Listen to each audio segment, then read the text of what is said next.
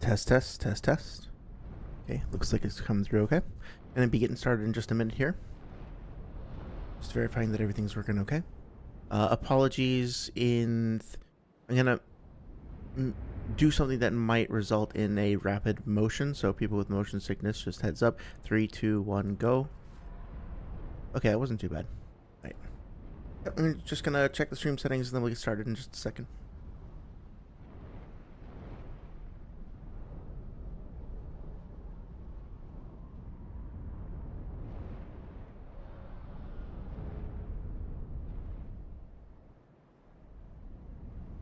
It sounds like everything's coming through okay. So welcome everybody. Hope you're having a good night and a good week heading towards the weekend. If you're new to the stream, welcome. Thank you so much for stopping by and checking us out. This is a playthrough of Dark Souls 2 Scholar of the First Sin Edition. Specifically, it's a rather laid-back, slow-paced playthrough where we are trying to look at the game critically, not in a nitpicky sense, hopefully not too nitpicky, but more in an analytical sense. To elaborate on that, I recently watched a few Dark Souls 2 critique videos, some from a while ago, going back to Matthew Matosis's about 10 or 11 years ago, some more recent from people like Feeble King, and I was sort of intrigued by some of the critique that I'd heard of the game. Some of it was, on point. A lot of it was a little confusing, honestly. I felt like it was kind of coming out of left field, so to speak, and it definitely contrasted with my remembrance of what the game was like. So I wanted to take a moment and go back and see how those critiques held up, so to speak. Also, I'm a game developer. I've been working in the industry for quite a few years now. I've worked on small indie projects, larger AAA things, and I've been inspired both as a player as well as a developer by the artistry and design and just approach to world building that the good folks over at From Software have exhibited throughout the years. And so I wanted to go back, take a look at the game that I haven't played in a few years from the perspective of both a developer but also as a fan who's interested to see how his opinions might have changed over the years. Now, so far, I must say I've disagreed with most of the critiques that I've heard. There are definitely a few things that I stand with or agree with, so to speak. For one, there are some technical issues with the game. The lighting is a bit inconsistent. Even now, you can kind of see if you look at the shadows on my character's armor. They're a little glitchy. They're a little spotty. Things like that. There's some spotty texture work here and there. And things of that nature. Some of the hitbox issues that have been often mentioned are not quite as dire as I think they're depicted, but they are still an issue. It's not so much that the hitboxes aren't working as much as it is that there's a discrepancy between the hitboxes and the animations that are displayed, but at the end of the day, it still results in an immersion-breaking experience for the player, and I think that's unfortunate. However, things about like enemy placement being unfair, I pretty unilaterally disagree with. There are definitely some spots like Shrine of Amana and Iron Keep that were testing my patience, which I know are points of friction for a lot of players as well. So I'm in agreement with that to a certain extent. But my conclusion of the game so far is that, yes, it can be a bit inconsistent, but there is a lot, and I mean a lot to love here. Depending on your personal preferences, right? It's not for everyone. But I think at the very least, it's fair to say that the developers put a lot of care and craft into the game. Their ambitions, I think, outreached and outpaced their ability to implement some stuff on a technical level. I think they went a bit too broad in certain places and not deep enough. And I think the engine also has its limitations. So overall, it is not a perfect game by any means. I would understand if some people were resistant to calling it a masterpiece and felt that title should be reserved for things like Dark Souls 1. That being said, Dark Souls 1, it is a masterpiece in my opinion. I think that's pretty universally agreed upon. Not by everyone, but pretty widely anyway. But still, there are massive portions of that game which are heavily flawed as well. Namely, the third act of the game just feels thoroughly unfinished. There are some bosses that feel, at least to me, completely broken. For example, like the Bed of Chaos. I don't think you'll find too much disagreement about that.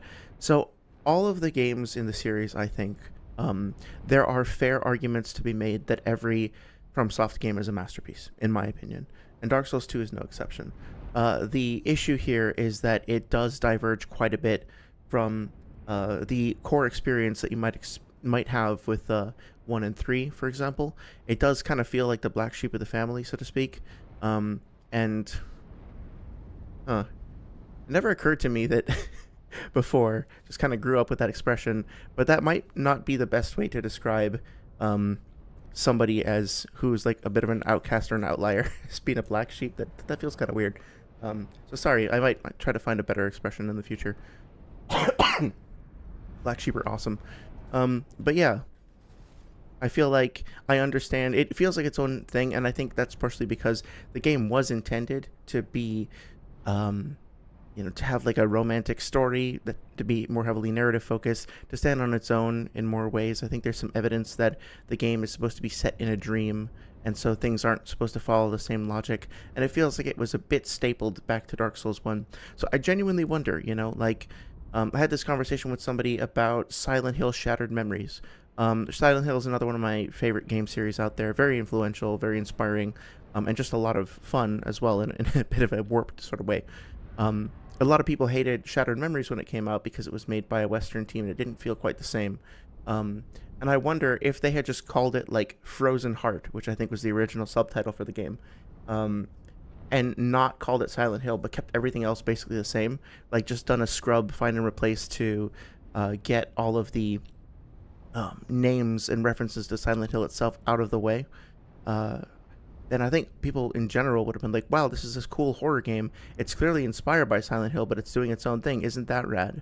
But because it had that name associated with it, because it had those expectations, I think it was kind of lambasted, I guess is the expression these days. That term seems to be making a bit of a comeback, which is awesome. So yeah, I do feel like this game is kind of like the weird oddball in the group, and I understand why it's not as thoroughly appreciated, but I love it, and I've only kind of solidified that feeling as I play through the game. So, with that intro preamble out of the way, the only other thing that remains is to kind of talk about what we're doing tonight. This will probably be the last Dark Souls 2 stream we do for a little while. With Night Rain coming up soon, I'm going to be hopping on that. I also have a special stream planned to celebrate 64 subs, which, again, thank you so much for all of the support. I'm choosing to celebrate the milestones in terms of, like, things that I can multiply by 8 just because, video game nerd shit. So I'll do 128, 256, 512, all that. But it really is incredible. I really appreciate all the interaction on the streams, the comments, and the questions, and even the feedback, things that you might disagree with. I appreciate that too. So to kind of wrap things up here, today we're going to go into the Dragon Aerie and the Dragon Shrine, and then we're going to, I think, be wrapping up with a quick foray into some of the giant memories. Obviously, there's a lot of other stuff we can do. There's the 3 DLCs, of course, but then there's some unexplored things like the Dark Chasm of the Abyss that we haven't touched. And I think I'm probably going to move on from those things because I think I've gotten what I wanted to out of this playthrough. Though if people disagree, they want to see the DLCs, I will definitely make time for those. Maybe we'll do like alternate, I'll add like a stream on Tuesdays and we'll do Dark Souls 2 on Tuesdays and then Night Rain on Thursdays or something like that. I haven't quite decided yet, open to suggestions. But for tonight, let's take our time, but let's go through towards the end of the game and see if we can claim the Throne of Want over the next couple hours. As always, let me know if you have any questions, suggestions, comments. Totally open to discussion. I'll do my best to stay appraised of chat and keep pace with y'all. And if you don't feel like talking, that's totally fine too. I appreciate you showing up and watching the stream, and I hope you have a great rest of your evening. So here we go. Let's start off by talking to the Emerald Herald, who has shown up. Bearer of the curse, long have I awaited one such as you. One who might shatter the shackles of fate. One who can set me free. Bearer of the curse, it was my own manifestation that led you here. The ancient dragon has watched over the world for eons past. Take this. Do not resist. The dragon welcomes you.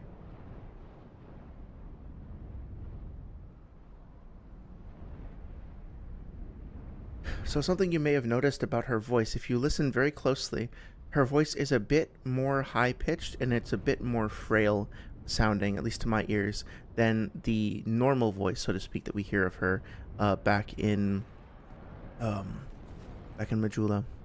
And part of the reason why is because this might not actually be the same person. I'm not 100% sure on the lore. I'm sure one of y'all can correct me on this. But originally, I think she was actually a little child. You would meet a 10 or 12-year-old version of the Emerald Herald, and then you would meet an adult version of her at this point. And the idea was that the version that you're talking to previously, like in Majula, is actually not really her. In the Japanese scripts, it's referred to as a bunshin. Now, of course, if you're familiar with Naruto, um, which you might be if you've been hanging out in my streams recently, you may be familiar with the term Kage Bunshin no Jutsu, which means shadow clone or shadow doppelganger technique, right? So the idea is that the Emerald Herald has the ability to project herself outward and to either have a clone, a doppelganger, some other representation of herself that might not be truly actually her, that is elsewhere in the world because she is trapped. So she herself can't actually go out and navigate the world as she chooses, but her clone can act as a representation of her. Now, there's also a line that she says later on, I believe, where she kind of indicates that she herself might be created. She might not have been born through like traditional natural means, so to speak, and she might actually be part dragon herself in a weird way. Maybe similar to the dragon waifs that we encounter in Dark Souls 3, like Yorshka, something vaguely similar to that, right? Um, and when we get to Dark Souls 3, and we have a character who is part dragon, or is like a child who's been either born of dragons or converted into a dragon or something like that, and his name is Onslaught. I don't think it's any coincidence that this character's name is Shanna Lot, right? The Lotte there could just be a term of endearment. It could be a coincidence, but given that he is also a dragon, that to me kind of suggests that maybe there's something else going on there with the naming. Now, I do have to say that regardless of what you think about the game overall, I hope we can all agree that this area fucking rules.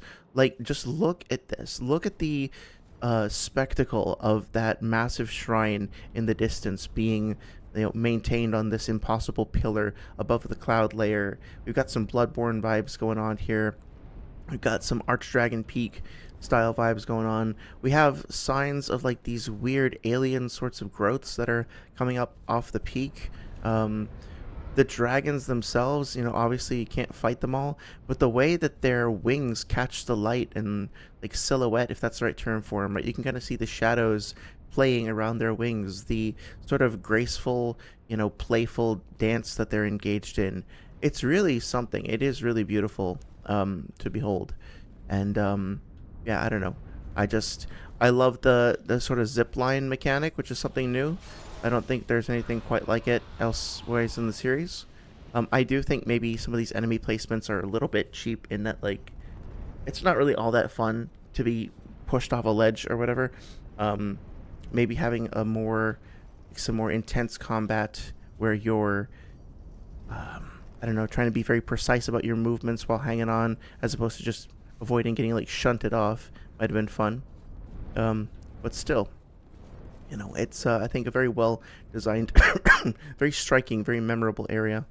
That's something that I think is interesting when people describe Dark Souls 2's areas as not being memorable. I find it difficult to forget an area like this. That being said, I'm not so sure about that bonfire placement and all that. I mean, obviously we need a bonfire at the start of this area, but it just occurred to me that we could go directly to the shrine without much interruption. I actually want to try that and see what happens. Now, obviously, there is a beat where a dragon will descend and fuck with you. I think it's just, like, it only happens if you've, go and disturb the eggs in the other parts of the shrine. But I'm curious to see what happens if we just try to walk across. Okay, so. The way that the camera takes over and starts swaying around here, it's just awesome.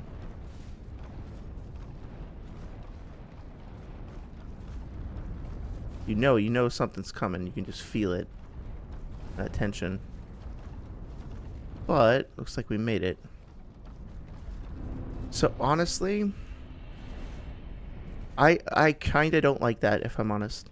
I guess it makes sense that, you know, there would be an easy way for you to go see the dragon since he's already accepted you or allowed for your passage or whatever.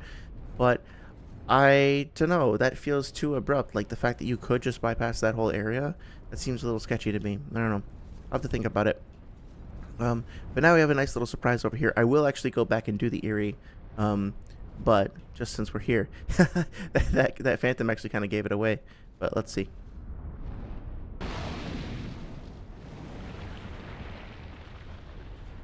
Hi, friend. Young Hollow, how you grapple without falter with this dreadfully twisted world.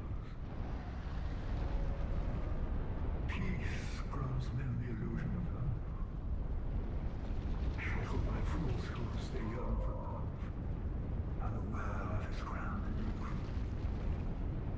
Until the curse touches the flesh. We are bound by this yoke. This truth is dark that churns within men. All men trust fully the illusion of life. But is this so wrong? A construction facade, and yet a world full of wounds must endless. Young Hollow, are you intent to shatter the yoke, spoil this wonderful fortune? I am older. I sought to shed the yoke of fate, but failed. Now, I only wait an answer. Seek the truth. Seek light, dark, and what lies beyond.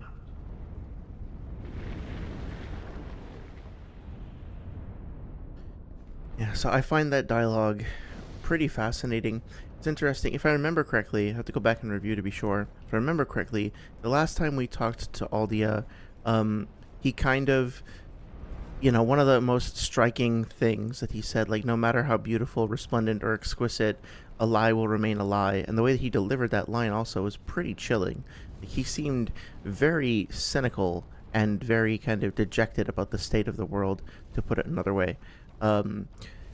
And yet here he is, and he's telling us about, like, love and yearning and passion and how, you know, and sort of asking us, is it so wrong truly? Like, yes, everything is a facade, everything is a lie, but isn't it a beautiful lie? Would you really destroy that? I mean, look, like, people can find happiness, they can find joy, they can find fulfillment. And yeah, you can't get away from the fact that there is darkness in the hearts of men. You can't get away from the fact that the curse is a part of our flesh. You know, it will eventually touch us all, it will eventually come for us all.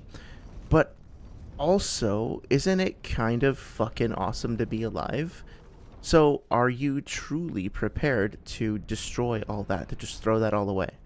And so, on the one hand, he's testing us from the one perspective, asking if we are, if we have what it takes to free the world from the curse.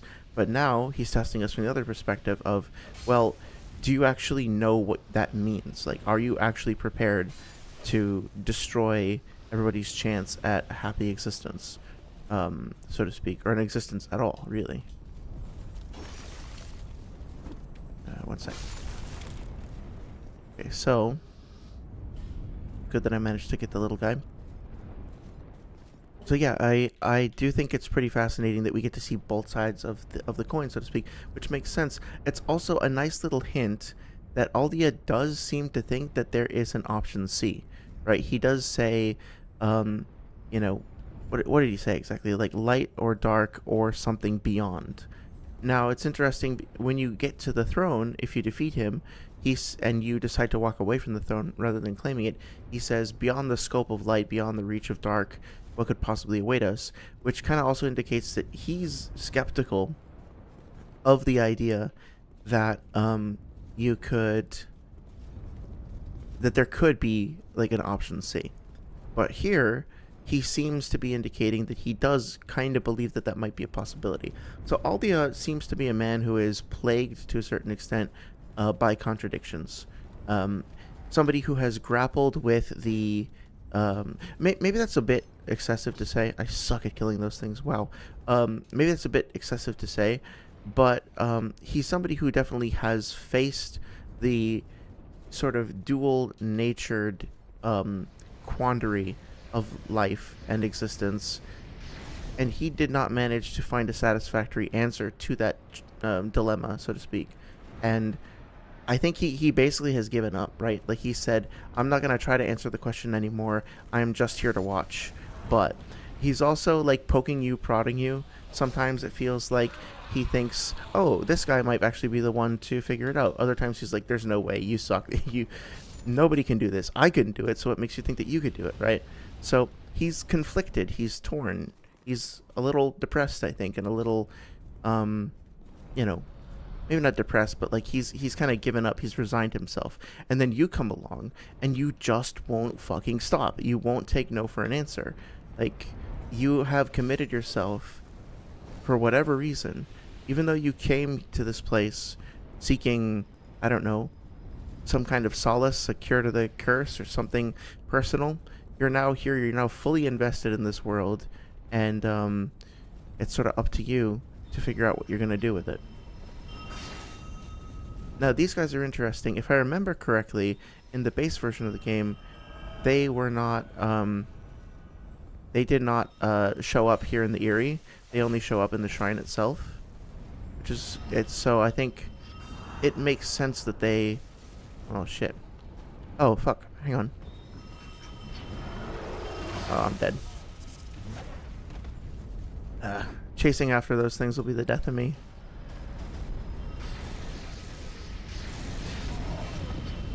Yeah, I don't think that they were down here before, but I might be mistaken. I forget if they buff the dragons, but they definitely present a pretty significant threat. Yeah. Now, for whatever reason, I thought if you came through here, as long as you didn't attack the eggs, that the dragons would basically leave you alone.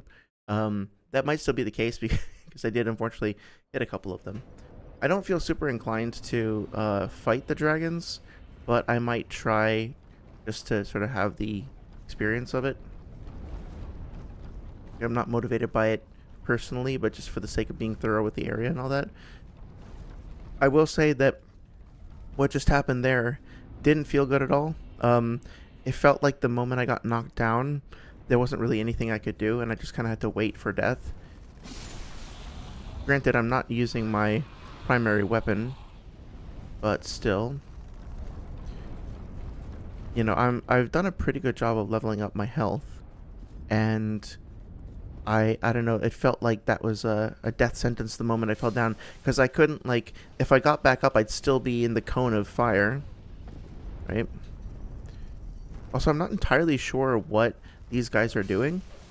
Like, they're not damaging me. I thought that the, usually that particular shade of, okay, I guess that answers my question. That particular shade of yellow indicates like acid or corrosive damage. So I guess it did. It just affects your armor. Yeah. Okay, it just affects your armor and not your weaponry. I guess that makes sense. That's a cool like attribute, I guess. I don't like that at all. Okay, let's go with that for now. No, it looks weird. Sorry, I'm being precious, but to find something kind of fits a little bit better. Yeah, that'll do for now. Okay. Loha says not wanting to fight the dragons is classic from Soft. Yeah. How's it going, Loha? It's good to see you. How's your week going? Yeah. I don't know. They all seem relatively peaceful. And I don't like feel super inclined to fuck with them. You know, they're just kind of hanging out. They're not bothering anybody. Also, I think this doesn't bother me personally very much, but I think a potential, god damn these things, avenue of criticism for this space is the fact that you are surrounded by dragons like just completely surrounded by them. They're flying all over the place. But at the same time, you don't actually like if you engage with a dragon on the ground, the other ones don't swoop down and try to attack you. As far as I know, they're complete like set dressing, complete decoration, which I think some people. God damn it! Okay, that's actually kind of funny. No,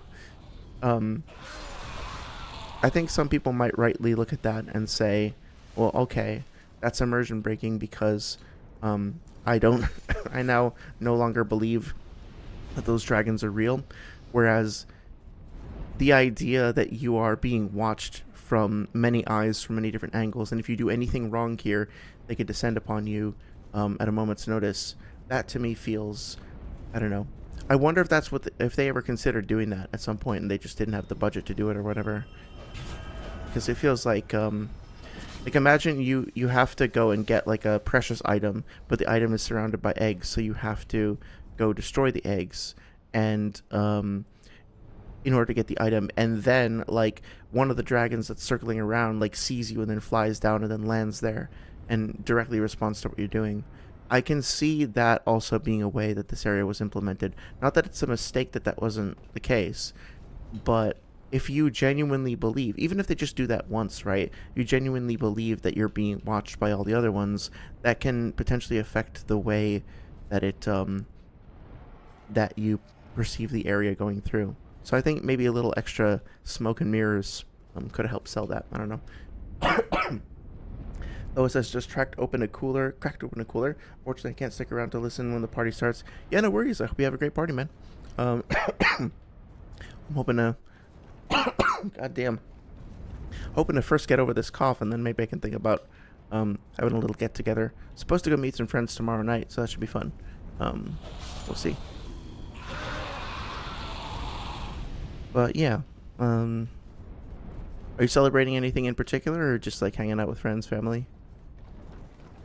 If you feel like sharing, no pressure. But yeah, that particular dragon that attacked me before, I don't think that, apart from Sin, I don't think that the dragon fights in this game are great. But especially when talking about, oh shit, hi friends.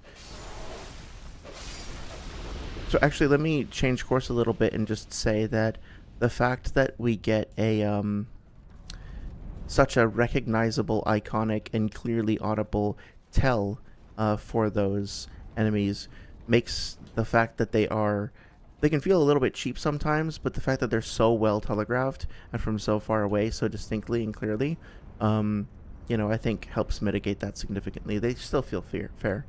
Also, I mean, it's not exactly the most subtle thing in the world, but the fact that there are a bunch of bones, including human bones and skulls, separated from their bodies, right leading into the dragon, maybe should be a slight clue that you should let sleeping dragons lie, not fuck with them too much, So, oh, and I guess they did sort of achieve what I was talking about, because they have the stupid little, yeah, okay.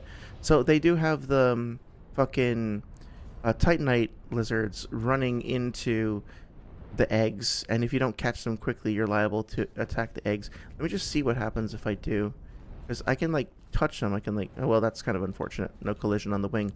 You can kind of brush up against them and have them not react to you.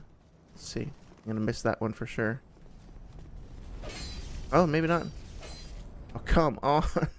It's a collision against the environment that keeps pushing me off. So let's see. Go in here. Oh, that's kind of interesting. That particular... Huh. That particular, fucking hell. Let's see. Yep, okay.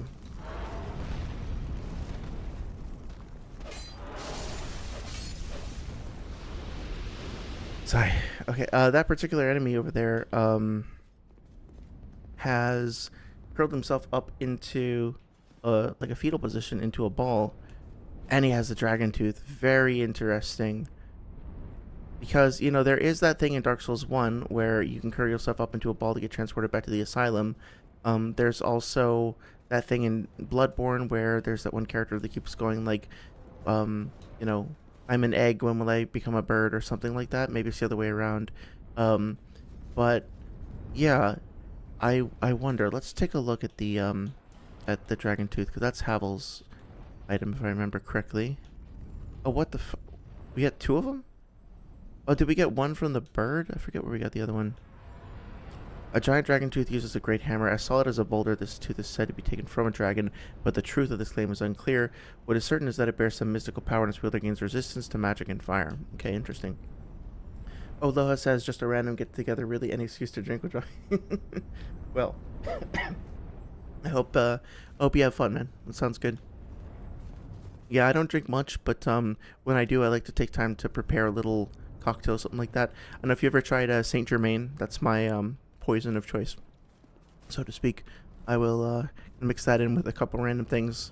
Usually good for a nice excuse me, nice relaxing thing every once in a while.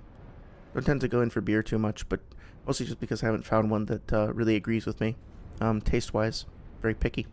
But anyway, yeah, so it makes me wonder, like, here we have a human corpse in a pretty unique death pose with an item that is said to be part dragon, like part of a dragon, surrounded by a bunch of eggs in an area that eventually leads you to the dragon covenant that lets you sort of transform into a dragon. So it makes me wonder if this guy was just kind of crazy and tried to curl up amongst the eggs, being like, maybe dragon mama will adopt me if I just hang out here and look enough like a dragon. I mean, I've got a tooth that's totally from a dragon, right? Maybe a tooth fell out when the dragon dropped him into the nest. That could be too. I like that idea. There are definitely characters who are completely and utterly obsessed with becoming dragons in the series, so I just missed it. I think that character actually did like a little prayer gesture before they exploded. I'll have to keep an eye out for that. Oh my god, come on. Okay, there we go. Well, I will say that at least you get like a ton of valuable items every time you kill one of those things. And if I weren't stupid about it, if I actually took the time to learn or to like develop a strategy, I could probably, you know, actually find a way to deal with them reasonably. I'm just being thick. Oh yeah, Saint Germain is great, says Loha. I've used it in Sea Breezes and Lumieres. Ooh, interesting. I'll have to try those. Yeah, I used to mix it with like a cinnamon liqueur. That tasted pretty good. And ginger ale, so a couple of other things. But what is it? How is it pronounced? Cointreau. It was interesting. Maybe not my best idea, but it worked okay. Okay, yeah, so here we go. This is the duel that I was looking for. See how this goes. So this is what I was talking about before. Like, we got to be kind of careful. Damn it. Just burned through all my healing. That was so stupid. I just panicked and like kept spamming the heal button. But this was the tense kind of battle that I was looking for. Okay, so I'm going to get screwed if I stay there. Yeah, let's move here. That'll be slightly more advantageous, I think. Better come to us. There we go. Yeah, so I can definitely see why, like, if you're just playing through that and you get cornered on that bridge, and you roll off or something, that'd be very frustrating. But notice also that she's moving like, oh shit, she broke my shield.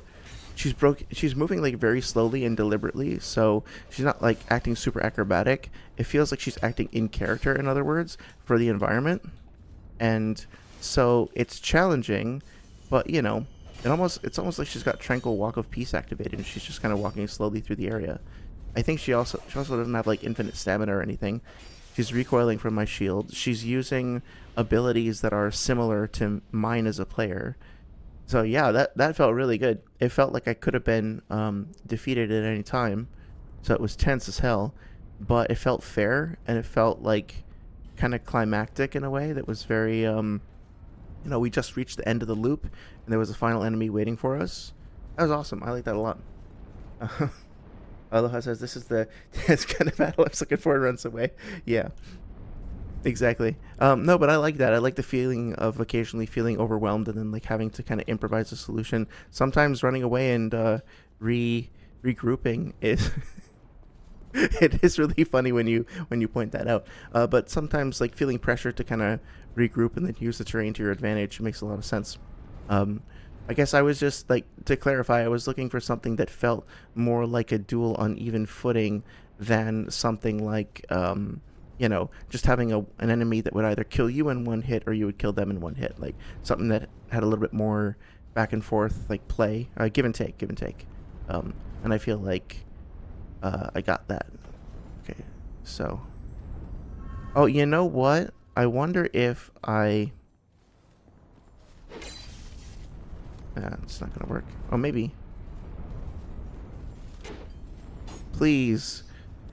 Please, by Gwyn. Okay. Well, that's interesting. So I didn't wake up the dragon this time. I fell down and woke him up previously. I wonder if, like, when you fall, you do like a 0 damage stim or something like that. Like, your character broadcasts the "I have fallen" event, and if you collide with something, then it does like a tiny bit of damage. Looks like I could get in a plunging attack here, which is kind of cool. So there are different ways to approach this. I mean, as an area overall, it seems pretty well designed in terms of the tactical options that you have. Oh, there's the little. Yeah, okay. Okay, please get this one. Thank you. Okay. Oh, I got a slab too. Okay.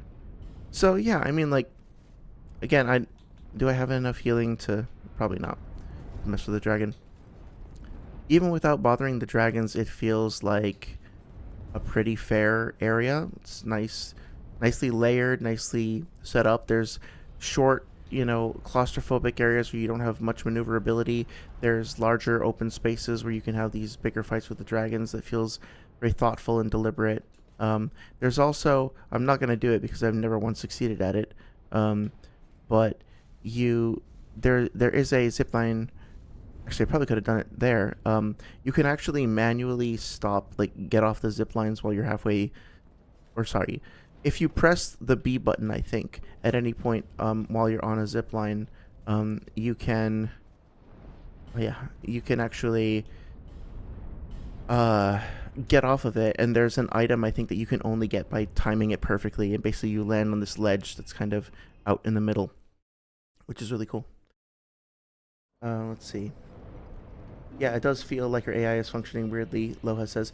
Yeah, it almost looks like, if you played Dark Souls 1, there's a spell, Tranquil Walk of Peace, which forces nearby enemies to walk slowly. The stone giant enemies will, I think that's what they're called. They have the stone armor on anyway, down in the Darkroot Garden. They will use it on you if you get too close to them, and then you won't be able to roll away or anything. It kind of looks like that's what they were doing, and it feels like, the way that it read to me anyway, it seemed to me this way, was that they were doing that to kind of make her approach the situation more cautiously, the way that a player might, to make it feel like a duel with another player. But that's might be reading too much into it. Loa says, "Good job killing her, though. I don't mean to put you down by that." Oh no, not at all, not at all. I take no shame whatsoever in using what I will call a tactical withdrawal from time to time. But no, it was fun. So, yeah. Oh, I did want to take a moment and acknowledge what just happened there. So there was an ore, there was a piece of material that was on a ledge, and there was no way back from the ledge. Now, I can't think off the top of my head of any other examples of places in the Souls games where you will just definitively get stuck and not be able to get out. I'm sure there's a couple, but usually, like, the level designers are really, really good about accounting for that. But that being said, you always have an out, right? No matter how stuck or how lost or how, messed up you get, whether through a bug or a glitch or just losing your way, you always have the option to use the aged feather, or to use the dark sign to get out. Now, the dark sign, though, has the caveat of if you use it, you lose all your souls. So that's obviously not desirable. However, the aged feather, and of course the homeward bone, which is a consumable, the aged feather is an infinitely reusable version of the homeward bone. They can get you out of those precarious situations, and given that you get the aged feather like just a few feet away from where that titanite is presented to you, that inescapable ledge or whatever, I think they are trying to kind of nudge you to experiment with it, right? Doesn't it kind of feel that way? Like they want you to get stuck and then be like, oh shit, what do I do? Oh wait, I have that thing, and then learn that you can use that, and then start to think about other ways you could potentially use that later on. Let's see. An H-bird feather. This looks to be the same, like I don't know for sure, but it looks like it could be a feather that came from the giant eagle or rock or whatever it is that took us to the Bastille. So the child of the dragon, sequestered away from the world, imagined a world of boundless possibilities from the mere sight of a feather. So again, I should speculate before diving into the lore, or I should hesitate before speculating too much about the lore here. But this seems to me like it's a reference to the childlike version of the Emerald Herald that was in the previous, like, original iteration of the game. But regardless, it does seem to be suggesting that Shanalot was either birthed from dragons or derived from a dragon's soul or something like that, and basically she's been trapped here and hoping for someone to come rescue her, but the only way that she could potentially achieve that is by using a projection of herself, which is also potentially why the Shanalot that we meet and interact with at the Far Fire seems so, like, dejected and, like, emotionally distant, because it's not even really Shanalot herself. I think this might be the first time we're actually meeting the Emerald Herald for the like, in the flesh, so to speak. I'm not sure. Now what I'm curious about is if we go back and talk to her, does she have her old voice or the new one? I think it's the old one.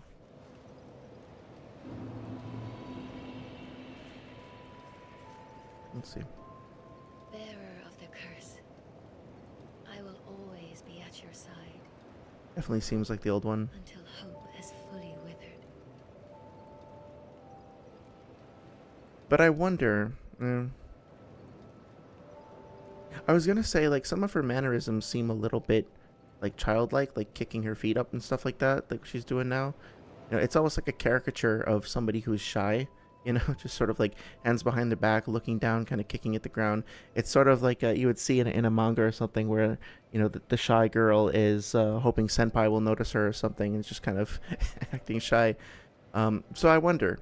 I want to look into this more, because it does make me wonder about, like, the connection between her and her bunshin and all that.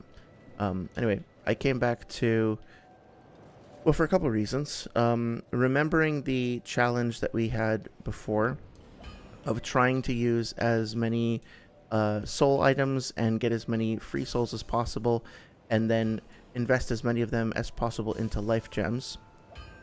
Granted, I haven't taken the time to go through and upgrade, like, get the soul items out of here. I do feel like that's a missed opportunity. I just haven't, taken the time to go back down to, what's her name, Ornifex. I wanted to kind of keep the pace going with the critique. That's something we could do. We can go explore all those weapons. I mean, this is the thing. At the end of the day, like, we've only barely cracked the surface of a full analysis of this game. We could do a whole stream just going over the items on this page, talking about the lore, the design, the iconography, the UI formatting, like how they're representing the items, like in terms of their color, their organization within this grid, etc., right? There's so much more to talk about, honestly. But that being said, I think the main incentive of the playthrough, just to kind of evaluate the game as a whole, has been accomplished.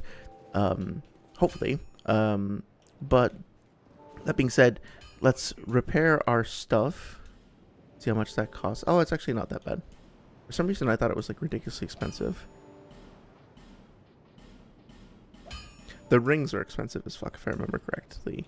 Yeah, they're pretty bad. That bracing knuckle ring didn't do shit. Oh well. So now let's see if there's anything we can actually reinforce further. I think both of our primary weapons are fully upgraded. What about the armor? No, it can still go a little bit more on the armor. So I actually don't have that much Titanite left at all. So one of the things that I think Mahler had suggested, or kind of encouraged players to do, is to, as they go through a playthrough, level up as much as possible, and then use all the remaining souls that you have to buy, like, basically come to town, do whatever business you have to do, but then don't leave any spare souls in your inventory. Like, always make sure to buy life gems with any remaining souls you have, right? So now I have 54. I have 54 additional healing items. Granted, right, like I could have bought, you know, what are some other things I could have bought? I could have bought some amber herbs if I wanted to. I could have bought some throwing knives, some other throwables. I could have spent, well, these are really expensive, but I could have bought brought some bright bugs, which would have been super helpful in a pinch. So there are plenty of other things I could have been spending my money on, including just like upgrading more weapons to give myself variety. But sticking to that, you know, basic setup there, that challenge that he put out, I'm going to try to start going through the shrine just relying on life gems and see how far it gets me. Because now I have no souls in my inventory, right, for the most part. I've just leveled up. And I want to be spending my souls on other things. I feel like I could very comfortably just rely on the Estus Flask at this point, but that's not what the suggestion was. So let's wait. Ah, shit. I meant to do this. Maybe I'll still get a little bit of the healing. Did it go through? Ah, no, it's too late. Okay, that's fine. There was one other thing. Oh yeah, I wanted to check my rings. I guess I don't really need this anymore. So yeah, let's bring Chloranthy +2. Let's do Steel Protection. It'll be useful in this area. I don't really need poise because if they hit me, they're going to be eroding my poise anyway. So what else can we do? Is there like a Royal Soldier's Ring type thing? Maximum load. I don't really need that because I'm not wearing super heavy stuff. I could do Souls +1, but I was gonna do this. But let's do that because I see a lot of other like people who critique the game using that particular ring throughout the game. So that's cool. I don't think that was present in the original version of the game. That Dragon Knight, if you saw that, like just bowed to me, which was really cool. And I have to go back and play the original, but I don't think that was the case. I think the Dragon Knights only showed up later on. I have to say, that is really cool, like having NPCs that are acknowledging you and like respecting you on your journey. It's sort of a iteration on the Hide Knight or Hade Knight thing, where you have these sort of special enemies that you could interact with and you could attack if you wanted to. But at the same time, they don't even like let you lock onto them. I'm currently pressing in on the right trigger, or the right analog stick, and it is centering my camera, as you can see, but it's not letting me log onto them. So they are not registered as enemies whatsoever. Now their design is fucking cool. Like, it might be the best dragon set in the game, right? Like, look at that armor, look at all the spikes and accents, the like faded rust, like slightly tarnished gold color, the horns, the eye, the teeth, like everything about it just looks sharp and edgy, I guess, but also like really beautiful and refined at the same time. It's like chaotic but also very deliberate. And I just really like it. The axes kind of remind me of like the sword that you get out of Quelaag's soul in Dark Souls 1 a bit with the aesthetic. But yeah, just really fucking cool. And the way that they bow to you like that is also, you don't really see NPCs have interactions like that all that often in these games, so that's pretty cool as well. Alright, I don't know why there's so much blood around here. Thought for sure it was going to be a Mimic. Oh, interesting. I also did really like the design of the, I think they're just called Shrine Guardians. I might be mistaken about that, but the large, Aloha says, imagine if he could hear you right now. I'm sorry, who are you referring to with the, if he could hear me? You mean like the NPC in the game? That'd be really cool. Like if they could actually respond to audio cues from the player, that'd be awesome. Or are you referring to Mahler and his challenge, if Mahler could hear me? Ooh, interesting. Oh, that's right. This is the like Velka's style set, which by the way, I should put this back on.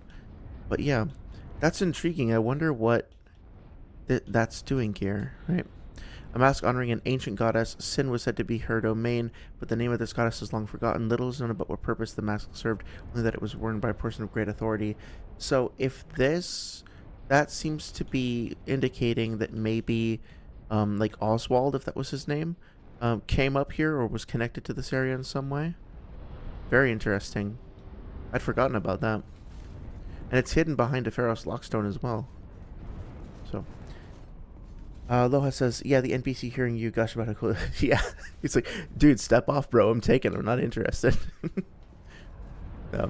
But I guess, you know... the shield, too. I'm sorry, I'm going to keep glazing over here. Look at that shield. It almost looks like some sort of prehistoric creature that's just been... With a tail and everything that's been made into... like, what are those things called? Why am I blanking on this? Horseshoe crabs. No, not horseshoe crabs. Is that what they're called? They're like the sort of prehistoric looking critters that we study their blood or use their blood for medical research. I think they're called horseshoe crabs. Yeah, they terrify me, but they're fucking awesome. And the hammer and everything too. Oh god, the spikes. Yes. it's such a great design. I love it. Yeah, it might be glazing a little bit here, but I can't help myself. I like these, again, I think they're called Shrine Guardians. I like these guys quite a bit. So I'm interested in letting this guy attack me a few times because I remember Feeble King really disliking them. And he specifically said it's like impossible to fight them with your camera locked on. So I'm going to stay locked on and I'm going to let him basically like do what he wants for a little while and see how I feel about it. So far it's been relatively easy to get behind him. Yes, he does have big sweeping attacks, and they are, you know, pretty consistent. He like keeps on attacking, but I'm not even dodging. Some of his swings are really, really slow.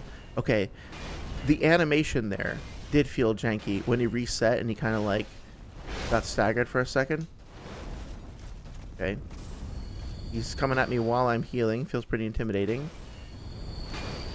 Down on the stairs over here. I'm gonna start attacking back. Yeah, that attack was super slow. I had time to recover. Okay, I hope he doesn't hit the dragon guy.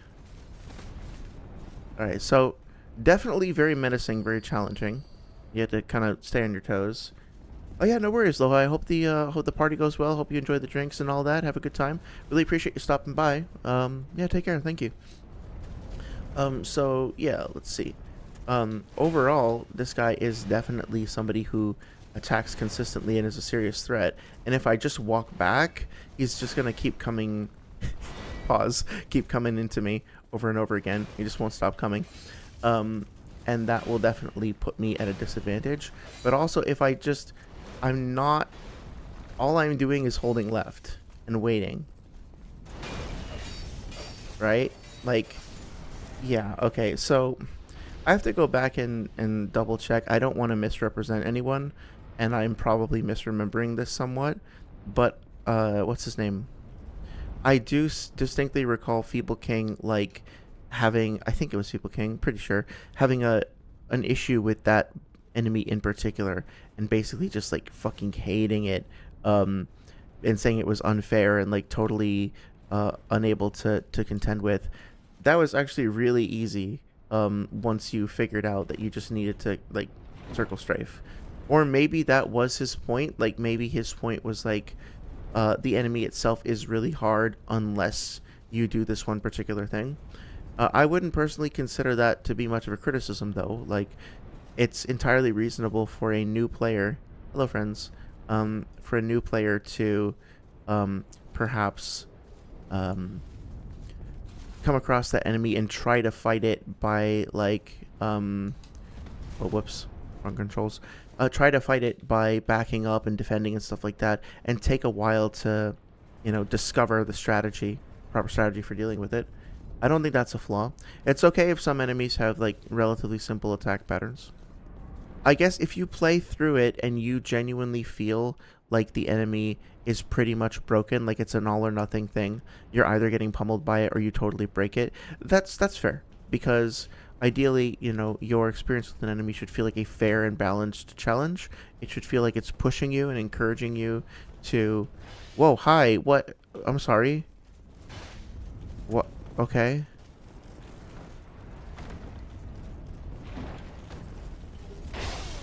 Did I? And I'm not supposed to come here? Why are you guys mad? What the fuck? I don't want to kill them. Wow. Okay, so I'm confused. Genuinely. Shit, where am I now? So that guy's not upset. What is happening?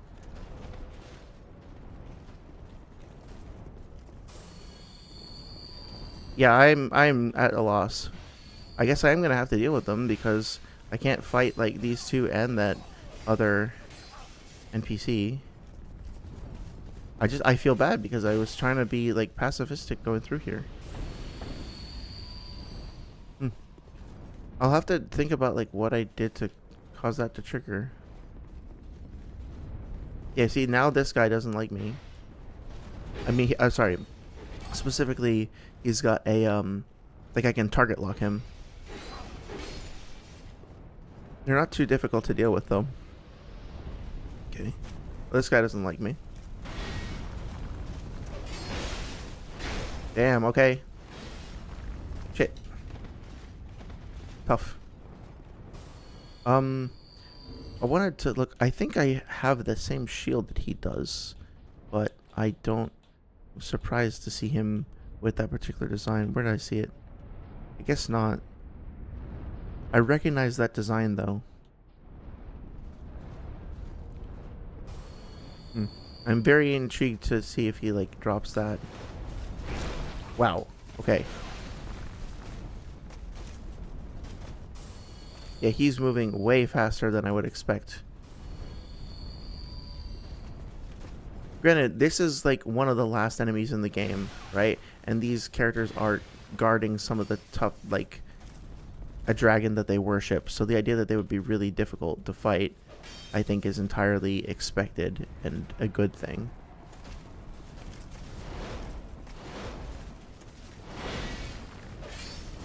Okay, just gotta stagger.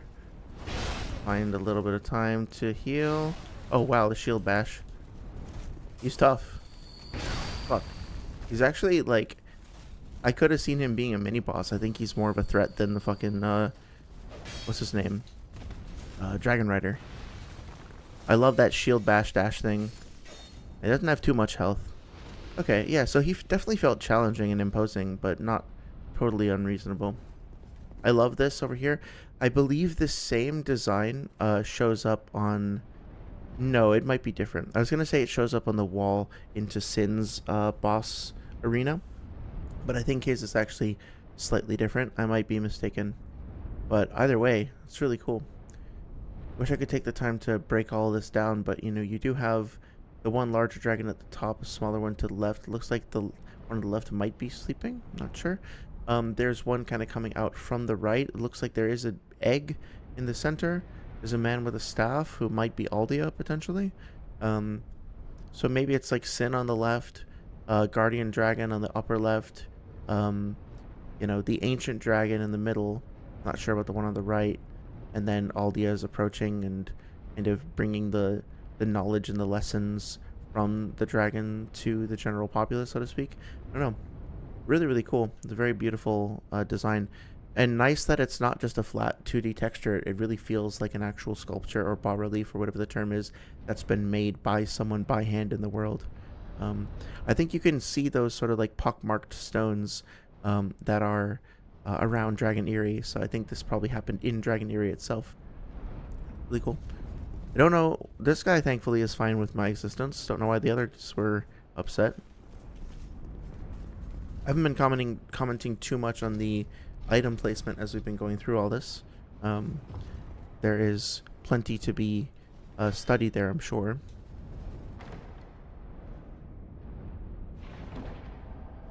Oh yeah, this guy's tough. This will be fun though. Okay. I gotta be careful. I wonder if this is like... No, I was gonna say I wonder if this is a reference to fighting Havel, because you also fight him in sort of like a big ass tower, but at the bottom of the tower. Yeah, but this is cool. I love this. So let's just focus on the fight for a second. Really cool weapon and shield. Villard is an interesting name. Not particularly tough. Although I am using lightning and he's... like, dragons tend to be weak to lightning. Assuming that that's true, that explains why I'm dealing so much damage to him. He's not particularly challenging. Let's see.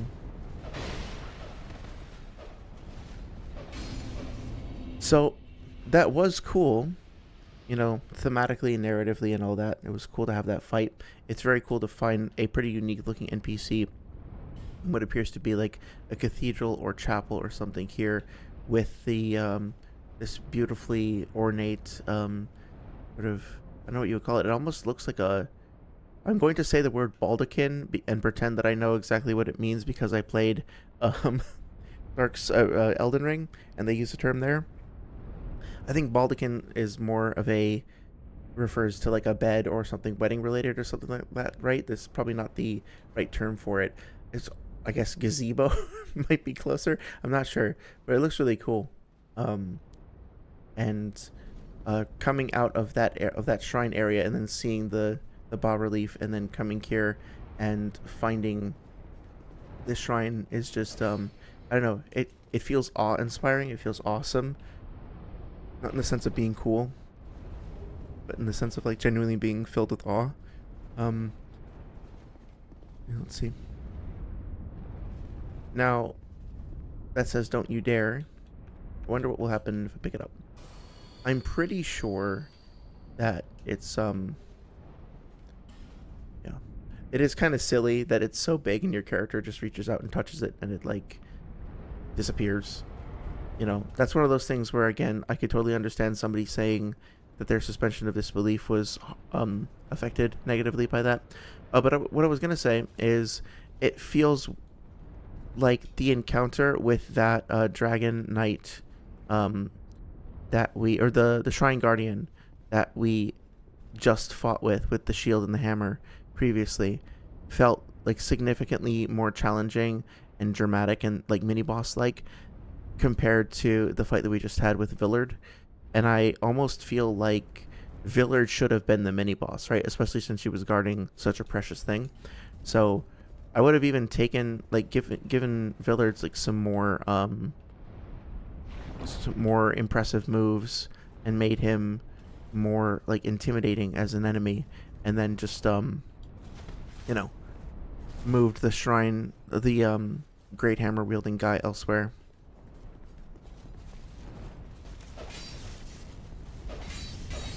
So it is also kind of interesting that the door to the Shrine of the Dragon itself doesn't seem to be like... Hang on one second. A little distracted. Okay. So this door over here, which will lead to the actual dragon himself, is just kind of a dinky wooden door, whereas the door to the egg is in a much more elaborately kind of... Well, never mind. Okay, so yeah, the door to this area is a little less elaborate, but then once we get here, the area itself is pretty, like, magnificent, right? So. But that egg definitely has some high importance. I bet it's the egg that was depicted on the bas-relief. So let me actually take a look. Oh, that's cool. You can kind of see sculpture of a guardian dragon over there and over there, watching you as you go. I bet what they did, I bet they just took the model that they already made and like changed the texture, which makes sense. They wouldn't need to make a completely new one. Just pose it differently and give it a different texture.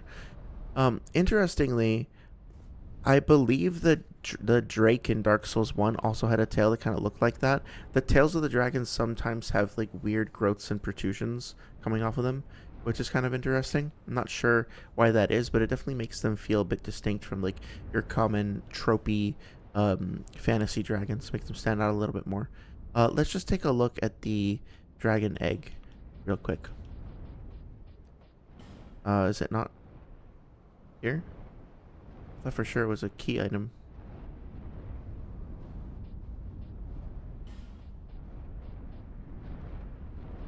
What? It's not a consumable, right? It is. Oh, it's not. You can't consume it. You can discard it. That is kind of bizarre. I am genuinely shocked that you can throw that away. Eggs are vessels that harbor life itself and symbolize the deepest secrets of existence. But what does a petrified egg harbor? Interesting. So that it's also interesting that the dragons, their eggs are, there aren't baby dragons inside of them as far as I can tell. They're just filled with like this corrosive yellow acid, which kind of suggests that the eggs have petrified and their contents have grown sour. So the dragons themselves are maybe not able to reproduce anymore, or they're afflicted with something. So I wonder if this particular egg is petrified in a way that you know there is life preserved in it in a way that is not like fully corroded and corrupted in the way that the other ones are. I'm not sure. um I have to think about that. Symbolizes that eggs symbolize the deepest secrets of existence, huh? Maybe because there's like a new life contained within it. This is super cool. This is really, really cool. So it seems like they do want me to fight this guy. Oh, he's got like a different kind of shading to him. Oh, I think you can kind of see he has a human face under the... Oh, no, maybe not. Okay. Oh, okay. Yeah, so this is kind of what I was expecting from Villard before. Yeah, here we go. This is my dragonkin duel. Now, I don't remember this guy being present in Dark Souls 2. Like, a lot of the vanilla version of the game, a lot of what I'm experiencing here feels quite different from what I remember. But if so, this is a great addition. He's not actually doing all that much, though. He's rather passive. Shit. I get punished for running my mouth.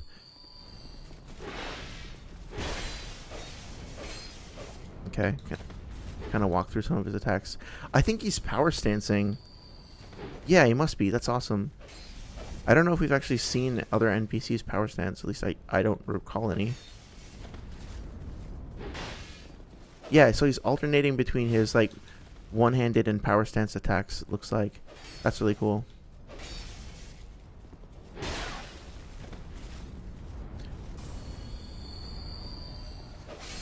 Nice. Yeah, that was awesome. I love that. Oh, did we not get any souls for that? Crazy. That's actually really interesting. I'll have to look back at the footage. But I think we didn't get any souls for that. And pretty much everything in the game gives us souls. Like, even the Titanite lizards give us one single soul. That's so weird. Let's take a moment and look back on where we've come. Keeping in mind this whole time, like, all the dragons have been swirling around us. It really is beautiful. You can see the tops of those pillars in the distance. You can hear the occasional, like, roar of the dragons, too. Like, the sound design is really good. It's so fucking cool. I mean, come on. Hello? Are we cool? Yeah, okay.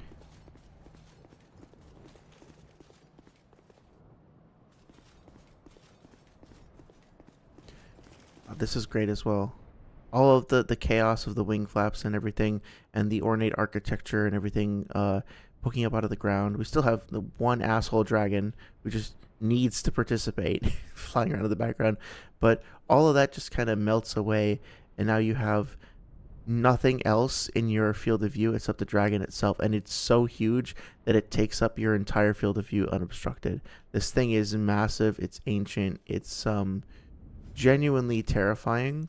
But it also looks, I don't know, it looks a little bit sickly. Like, it looks like it's been here unmoving for a long time. Like, it's got growths kind of coming off of it. It's interesting. I love the sound effects they chose to use for its speech. So I'm going to shut up while I play this.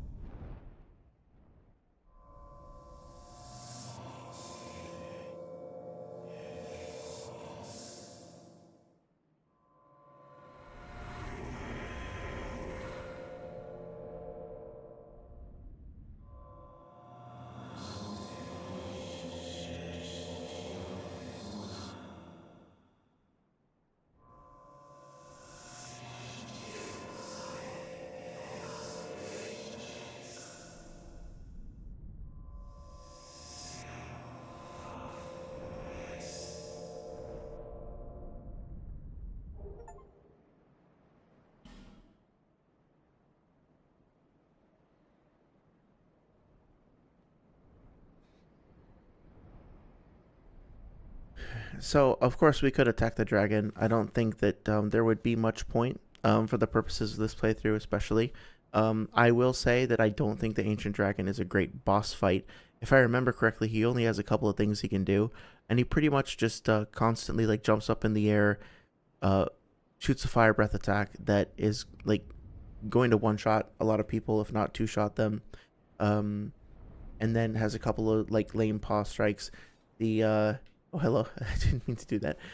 The only thing that's really an issue is how much health he has, and how I'll say cheap for lack of a better word, just like how highly damaging those individual fire blasts are. But it's not a super engaging boss fight, I will admit. Um, Now, this is just a nice little tidbit of a thing to notice while we're playing. I'm going to click in on the right control stick and look at what happens to the camera. Right? Kind of zooms out, moves away from my character. And I click out and comes back in. I mean, it's such a little thing. It's super basic. It's just such a mainstay of video game camera implementation. But I don't think that it was quite so elegant and graceful as that back in Dark Souls 1. My memory of it is that it was a bit more brittle and a bit more rigid when it came to certain things like the Taurus demon, on the bridge. I don't remember it being as flexible and zooming out like that. Another example would be the Moonlight Butterfly. But there was probably some of it. I just don't remember a lot of it, and I don't remember it being quite as well done. So I think Dark Souls 2 should get some points for its camera tech overall. But yeah, so the dragon reveals a couple of interesting things to us. The curse of life is the curse of want. He describes life itself as a curse, and also as that curse being intertwined with desire. And so he seems to be echoing some of the themes that Aldia has been getting to, which makes me wonder if, Aldia got that from the dragon itself, so to speak. Like, he clearly has a very direct connection to this area, so maybe, and the dragon does say, like, yet another one appears before us, so it seems like maybe Aldia made his way to the dragon and then learned about the nature of the soul from the dragon or something like that, and then he was crestfallen and decided to use whatever knowledge he'd acquired to, I guess, become a living bonfire or whatever the hell he is. Sometimes I do wish, I will say this. It is sort of deeply very frustrating to spend all this time finally, like, clawing our way through all of the shit that our character has been through. Like, think of all of the places we've gone, all the things we've endured, like all of the mishaps that we've had to overcome, only to then finally meet this thing at the top of the world and have it be like, oh, another one, here you go, and then refuse to talk to you at all. That's it. You can't ask any questions, you can't engage in any dialogue. And I think that's a part of the game's charm. Like, you're not really supposed to know what's going on. You're supposed to wonder. It's supposed to feel a little ethereal and dreamlike. But also,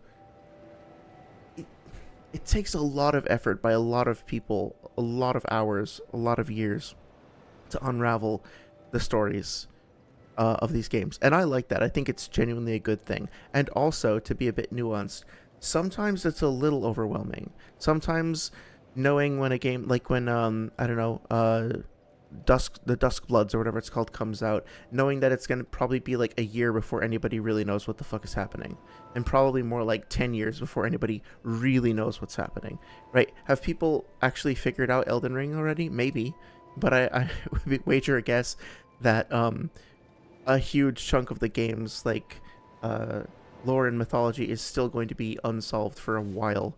That being said, it's been out for 3 years, and the community is much larger than Dark Souls 2 was when it first came out.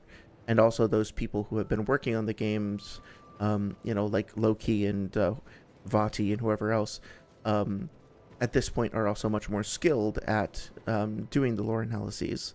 So it might have gone a lot faster. I might be being a little bit cynical. But I don't know. Maybe this is my own lack of imagination, but I kind of wish it were just a little bit more transparent sometimes. That being said, let's take a look at the Ashen Mist Heart. I think that's what he gave us, right?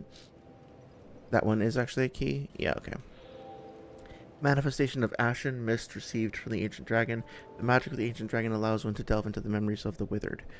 Okay, so now, I do like the fact that, probably won't know, like most players won't have any idea where to go with this stuff. And you'll have to kind of go throughout the world and figure it out on your own. I do like that a lot. I think it would be worth... Let's go talk to the king first. Undead ditch. Ugh.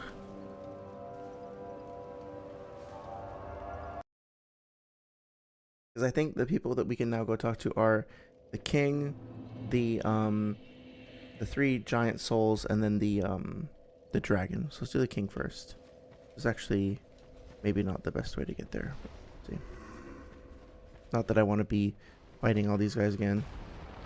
I don't want to make a beeline right for the king. Oh yeah, I think it's down here, right? The right? Yeah, okay, here we go. I might be mistaken. We might need to get one of the crowns from the DLC.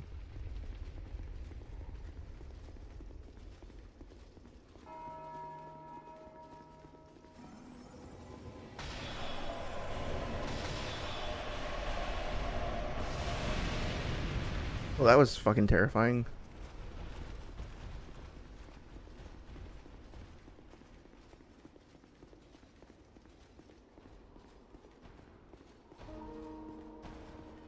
Hello, friend. Okay, let's see if we can go. Yeah, cool.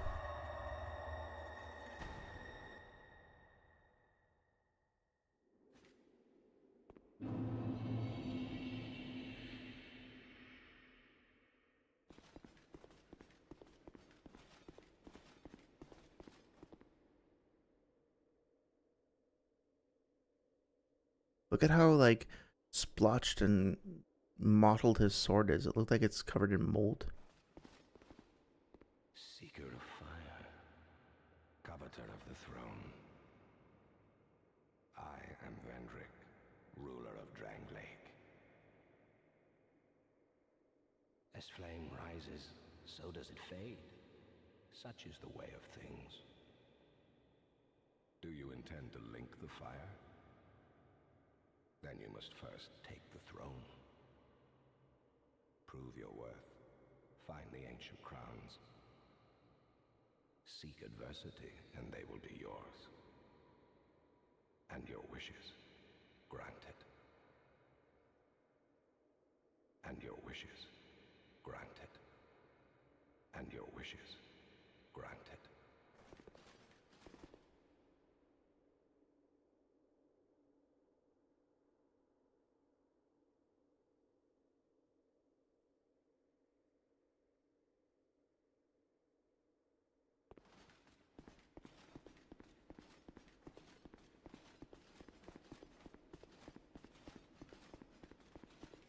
Oh, I think you can actually see Velstadt there. You can just barely catch a glimpse of him. I think I forgot to mention before last time that the... One second, I wanted to see the visual effect here. Similar, but not the same. You can actually see bright bugs surrounding the corpse and making, like, little noises. And hang on one second. I wanted to see if we could get to...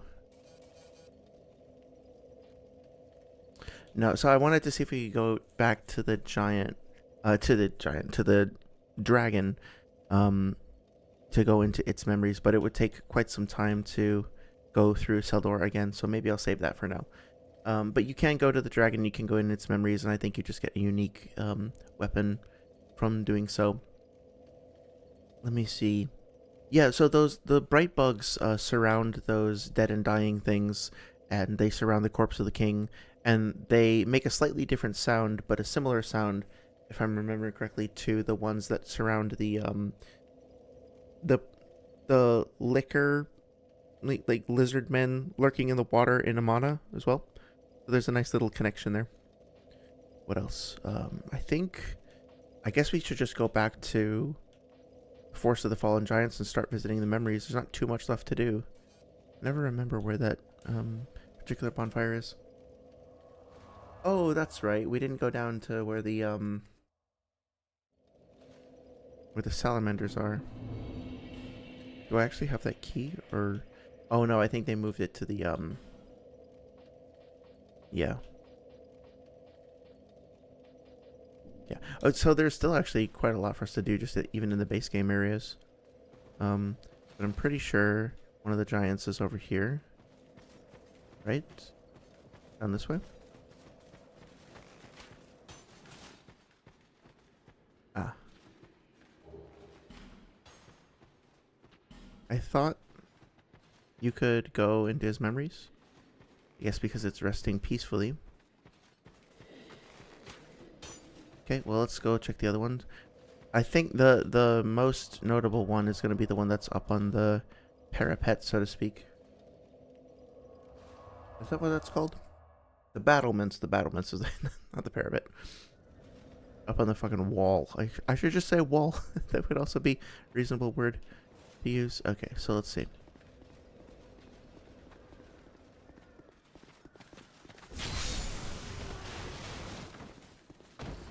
Still twitchy with these guys. But yeah, that's the other thing. I haven't finished Patch's quest line either. But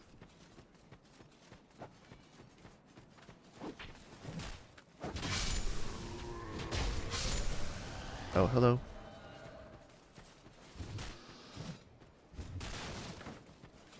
I wasn't expecting that. That's cool.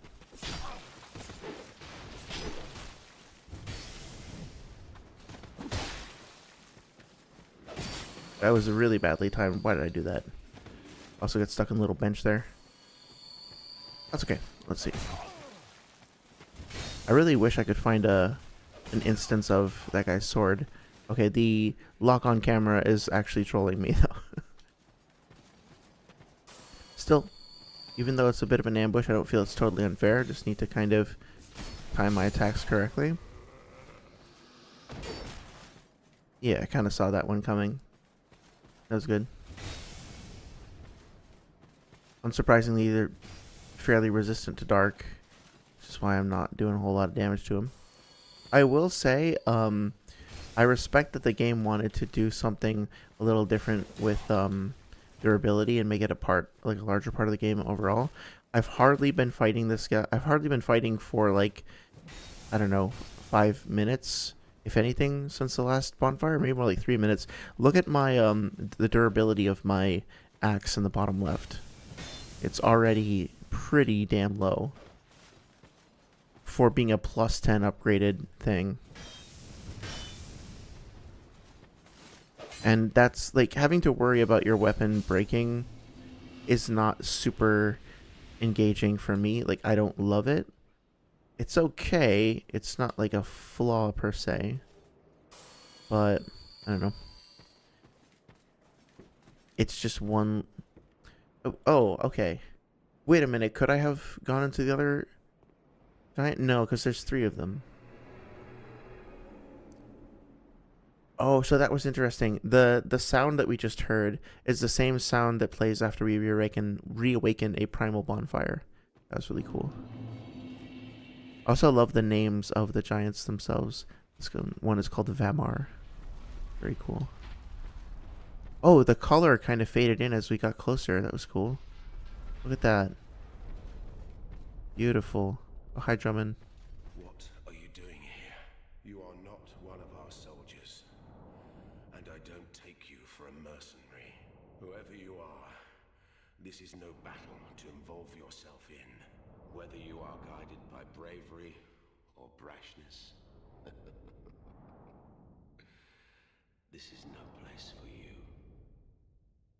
I am Drummond, and the Lord has placed this fort in my hands. Whoever you are, I forgive your trespass, but leave this place immediately. Just mention my name, and no man will challenge your exit. And even if you don't, by now, My men have not the will to resist. Soon, the giants will descend upon this fort. It is revenge for the kingdom's misguided barbarism. The venerable lord built this kingdom to bring prosperity to his subjects. What has transformed him so, I cannot imagine. Long ago, the king crossed the seas, pillaged the land of giants, and brought back a prize. It was then that the golems materialized. The giants are no ordinary barbarians. A singular rage burns within their hearts.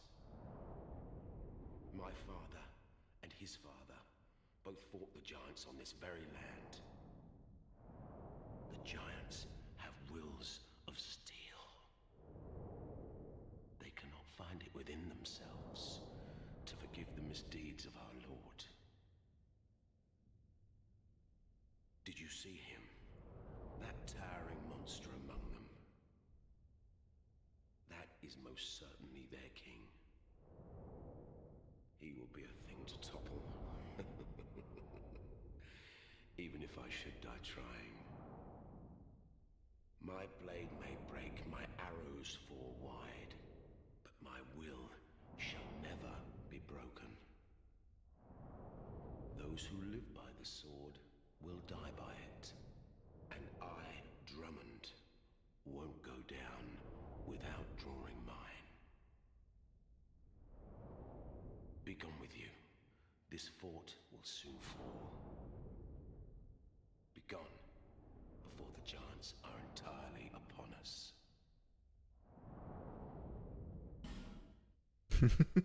That's kind of funny. Be gone with you. Be gone.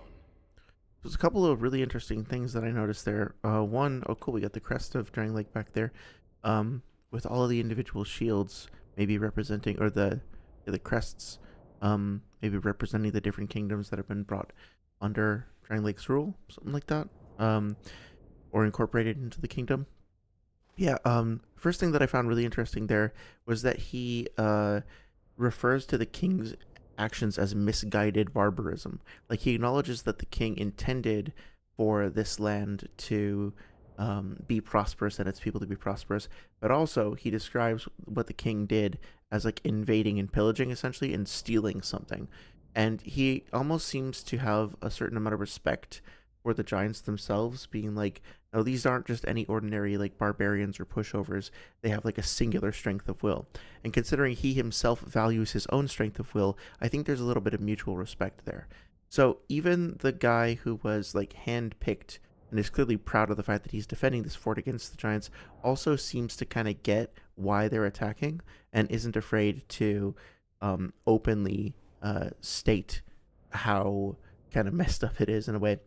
I also wonder if we're supposed to draw a parallel in our minds between this guy and Oscar at the beginning of Dark Souls 1, who, if you're not familiar, he's the guy that gives you the Estus Flask. He's kind of like propped up in a similar way in some rubble, and he had a quest that he's sort of bequeathing to you. Like, you know, he was supposed to presumably defeat the asylum demon and get out of the asylum, but did not, and instead bequeaths you with the ability to do that same thing. And so it kind of seems like the same thing is happening here, right? Like, Drummond is saying, I would wish to topple that giant, even if it's the last thing I do, even if my arrows fail and even if my blade breaks, I will pit my will against him even unto my death. But he can't. He's stuck there, and, you know, this has already happened. So you kind of sauntering in wind up doing it instead. And you also kind of wind up doing a similar thing to the protagonist. Does he remember us? Yeah, okay. The protagonist in Dark Souls 1, in that your character in that game also... So I personally don't really like time travel mechanics and plots and stuff. So I'm probably not the best person to talk about this in detail, and give like an unbiased accounting or whatever. But hang on, I want to see if this guy will actually. The design of these guys is freaking awesome, by the way. Will they actually break this wall for us? It has a crack in it. Okay, so that's a little unfortunate. I kind of feel like since they very clearly telegraphed that wall breaking as a result of the giants pummeling it, then they should have done that one as well. But I don't know if that's an outright mistake or anything. I didn't really talk too much about the design of the giants themselves, but they're really, really cool. I like the noises that they make. I like their aesthetic overall. Dark Souls 1 never had like a full-scale, like pitched battle like this going on. In addition to the conflicts between the individual giants and the soldiers themselves, you also have like fires burning, you have cannonballs being flung out in the distance, you have the fort like crumbling. It really feels like you're in the middle of the war, which is, I think, an innovation. You know, Dark Souls 2 has tried to make the world feel, to put you in the middle of an ongoing fight instead of just having you experience the distant aftermaths of it, which I think is a valuable innovation.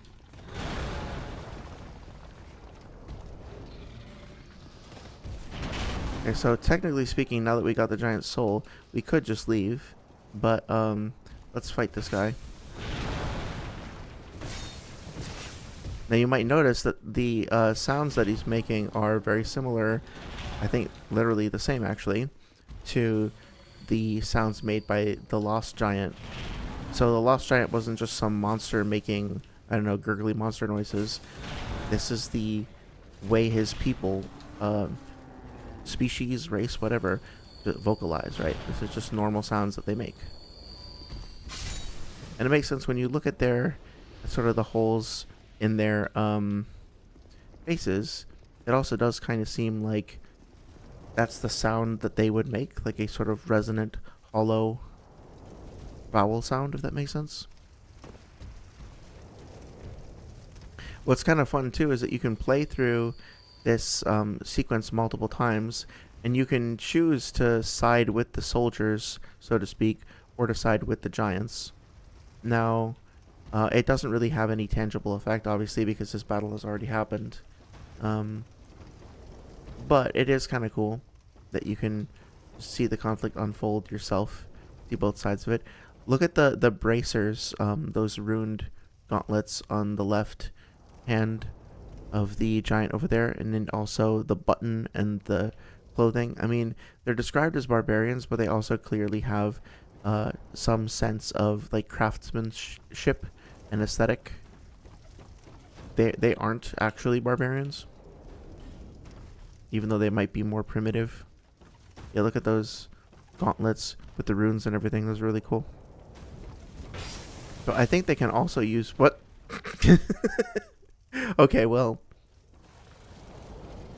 they're still goofy.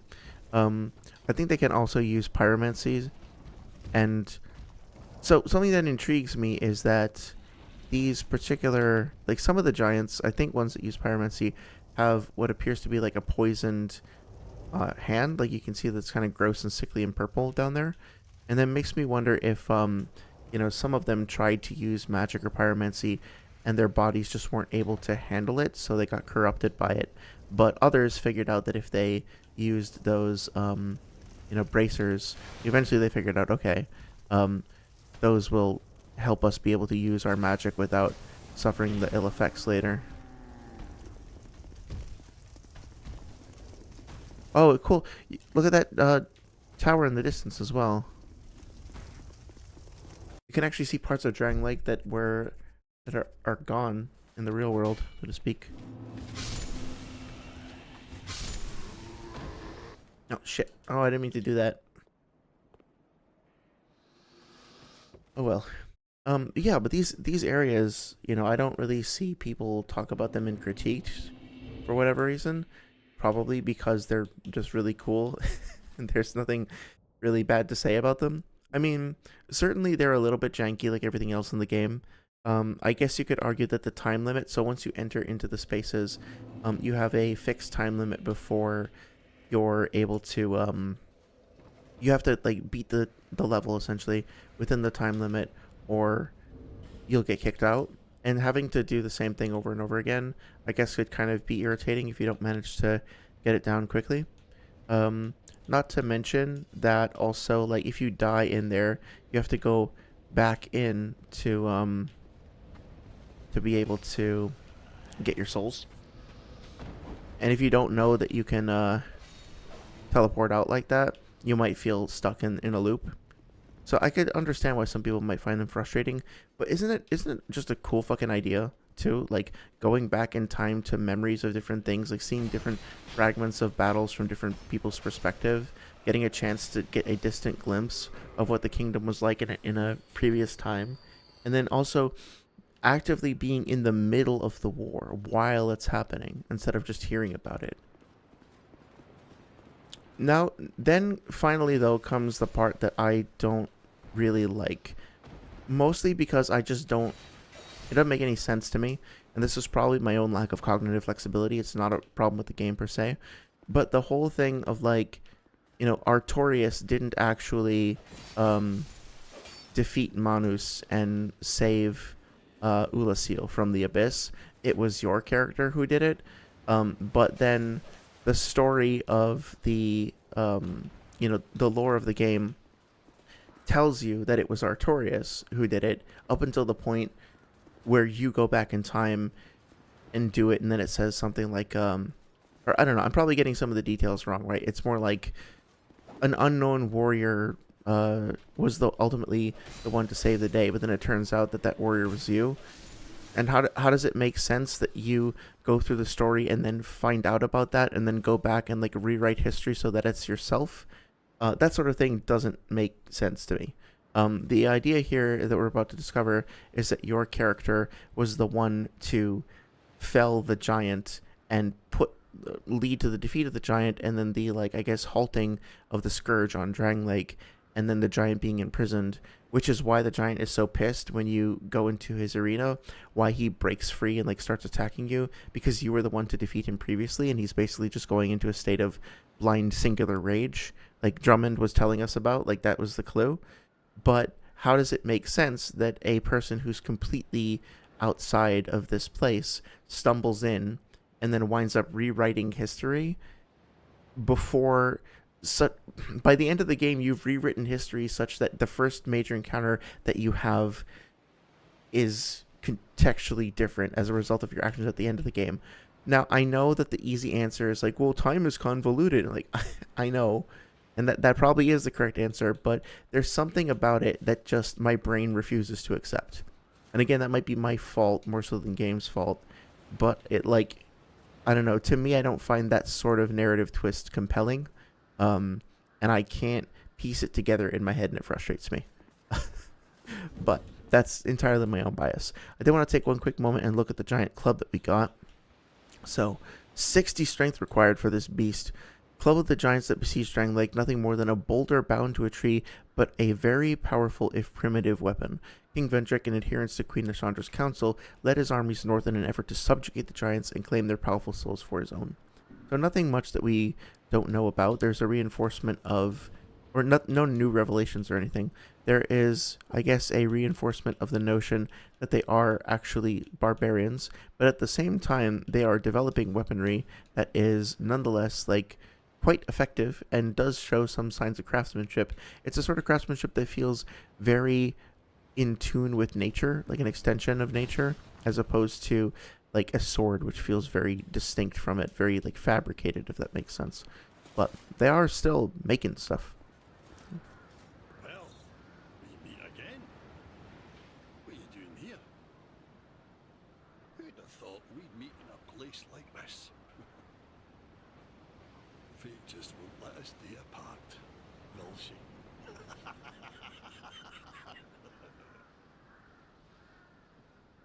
See, the old sword's caught your attention.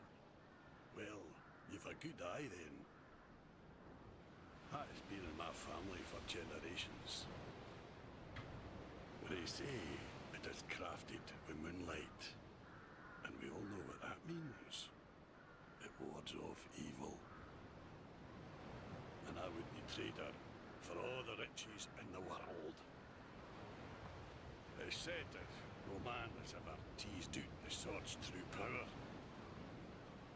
But in the right hands.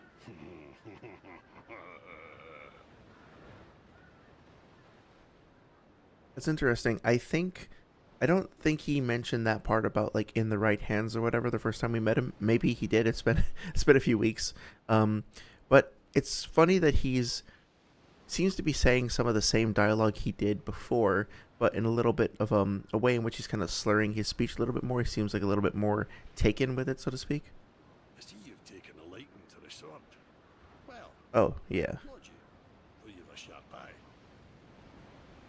But this is one sword, pal, I wouldn't be giving up. If you still insist on having it, then you will have to pry it from my old Hans.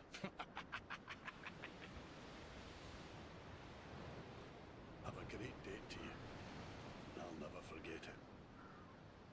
I, Ben Hart, swear by my honor to aid you in your darkest hour, so no problem, pal. Have a great day to you. I, Ben Hart. This is interesting. I need to refresh my memory about his questline. I don't remember. Oh wait, I'm using the wrong shield for the cosplay. That's okay. This is better defense. I don't remember anything we did that I think would warrant us having him being indebted to us. Like, yes, we got that lady out of the way to like Rosabeth or whatever to help him get into the shaded woods, I guess. We fought some bosses with him, but as far as I can recall, the bosses we fought did not have any particular significance to him as a person. So I wonder if that statement is meant to be taken like with a little bit of maybe he's losing it a little bit. He definitely does seem to kind of be repeating himself, and I wanted to take a closer look at the sword. To be repeating himself and kind of losing it a little bit. It looks like the sword is glowing faintly, but if you're not familiar, I have mentioned it in a previous stream. Obviously, we're supposed to think that this particular sword is the Moonlight Greatsword, or Sword of Moonlight, which is a sword that has appeared in multiple other games in the From Software canon, not just Dark Souls series games. I think the only game that I'm aware of where it doesn't show up is like Sekiro. I don't think there's a Moonlight Sword in Sekiro. But one sec. Interesting. Hello? Oh, look at you, old friend. I see your travels way upon the yet. Just remember, I'm always ready to help. My homeland is in the Far East, a kingdom of honourable fighting men. And this sword here awaits a true man to wield it. I know how swords think, you see. My homeland is in the Far and this I know how swords think. Yeah, I don't know what to make of that. Like, I knew that we could bring him in here for assistance. I don't understand how he got in here. Maybe he was just pulled in with us or something. Cool detail is that you can actually see that these models of these characters are slightly different. Not only is the armor that they're wearing less damaged, their faces are visible and are more distinctly human than they were previously. They're not hollowed, right? So they actually took the time to depict these soldiers closer to what they would have been like in the actual like correct time period. Yeah, but I'm not sure what to make of Ben Hart being in here. I guess maybe that now that you have the Ashen Mist heart, like you just pulled him in with you. and he's able to cross through alongside you. Something like that. I guess it's possible that he could have somehow been here in the original Drangleic, like in the original times. Oh, hi. I like that a lot, actually. Sets up a little trap for you.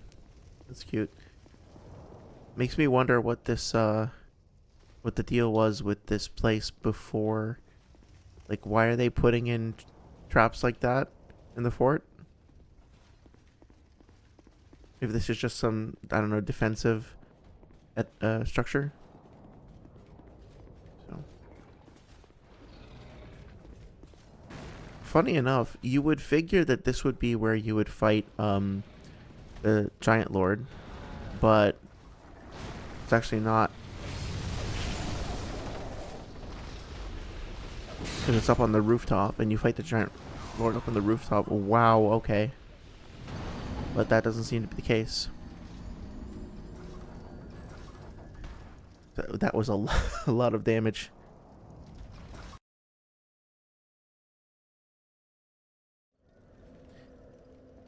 Okay, so yeah, I guess I do want to go through that at least one more time. And oh wait, is it? No, that's not the right way. Yeah, it is. Yeah, I do want to go through that at least one more time because there's, you know, still stuff to experience there. Obviously, that's not the most direct path to the boss. Duh.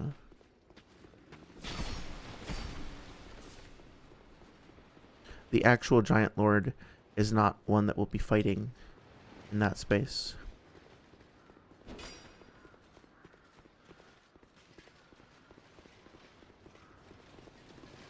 But yeah, so we fight the Giant Lord like right over there, if I'm not mistaken.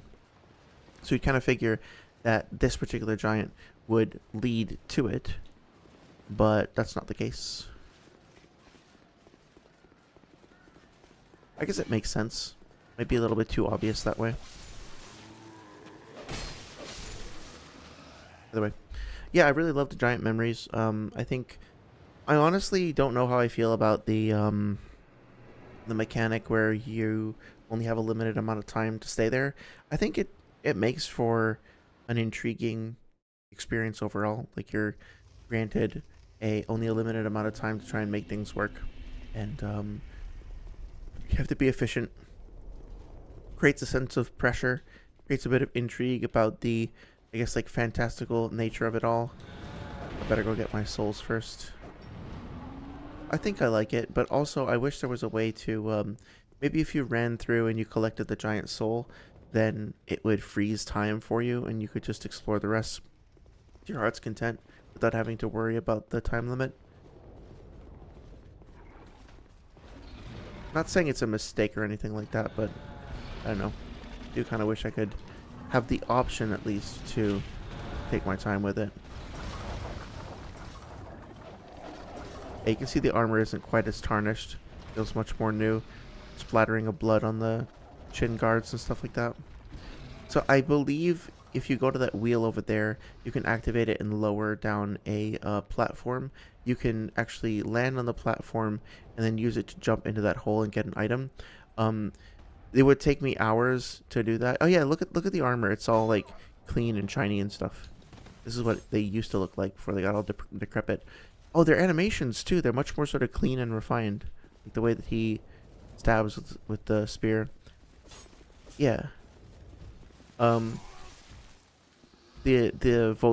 voiceover that plays as well. The voice lines are more like human and not as like moany and monstery, I guess. That's cool too. Lost my train of thought. I was gonna say something else, but oh well. Let's see. I should probably put the cat ring on, but whatever. Yeah, so there's another one of these that you can lower down over there and you can get into that hole in the wall, but I forget what's actually in there. Yeah, fall damage is pretty crazy in this game. Oh, nice of you guys to not bother me. Appreciate that. Did we get it? Okay, cool. So we could leave again at this point, but I have a feeling these guys are gonna shoot me if I just run through here. Yeah. See if I can lure these guys out. Oh yeah, that's the other thing. I don't know why bro is broken over there, but in the can you guys like actually fight your enemies and not me, please?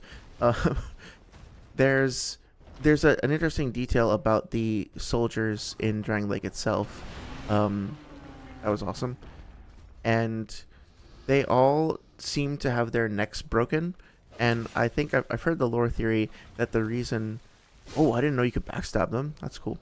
That the reason for that is that they died fighting the giants. And when they died, their necks would have been craned up to look at them. Obviously, because they're bigger than they are. And so the reason why all of the like hollow soldiers in Drangleic are like that is because that's the way that they died. But obviously that's not the case here yet because they haven't died yet. They're still in the middle of the conflict. They haven't been craning their necks up for as long. So yeah, just another nice little detail. They clearly, even though this is only a small fraction of the game, they clearly put a lot of effort into making sure that this part of Drangleic's history was represented correctly. Also, yeah, the more I actually think about it, whoever it was that was saying that having infinite life gems breaks the game, you're dumb. I'm sorry. I don't want to be harsh or whatever, but like I was just there. I did not at all want to use a life gem. It was the wrong choice. I almost died. It would have been so much more efficient and safer for me to use the healing flask. Like if you I'm not calling anyone out specifically other than Mauler and Feeble King and them. Like, if you disagree with me, that's totally fine. I'd be happy to hear your dissenting opinion. But the way that they were describing it is just kind of dumb, in my opinion. Because there's really no point. It's much more risky and inefficient and just like... I don't know, tactically unwise to use a life gem in the situation I was in. I really should have used a flask. It doesn't matter that, I have more charges of the life gems than I do of the flask. That doesn't matter at all. It matters for long-term sustain, I guess, but for, like, the thick of it, like in the middle of a battle, it doesn't make any sense for me to try and heal like that. I was extremely lucky that no, come on. Okay, the enemies attacking the giants is cute. I genuinely like that, but also like sometimes I just want to pick up the item. You know what, since we're here, might as well just take a quick look at what's happening on the bottom here. I think it's just a loop back around to where we were before, but maybe not. It might be a different area, so it's worth looking at. Whoa, shit. That was cool. Did you see the ballista bolt go through his neck? Whoa. I was not expecting that. Oh yeah, but we're in the same area anyway. Yeah, so like, what happens if I try to heal here? If I had gotten hit there... Shit, I can't even see my guy. Oh, did you, that was cool too. You saw that the roar that he was doing actually had like a little effect to kind of indicate that air was being displaced by the roaring. It's a nice little detail. These giant enemies are awesome, man.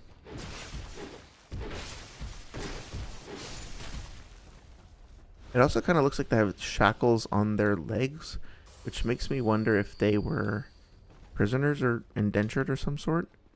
I guess I assumed that the like rune engraved bracers that they were wearing before, because they are designed in a somewhat elaborate way like that, they would have had some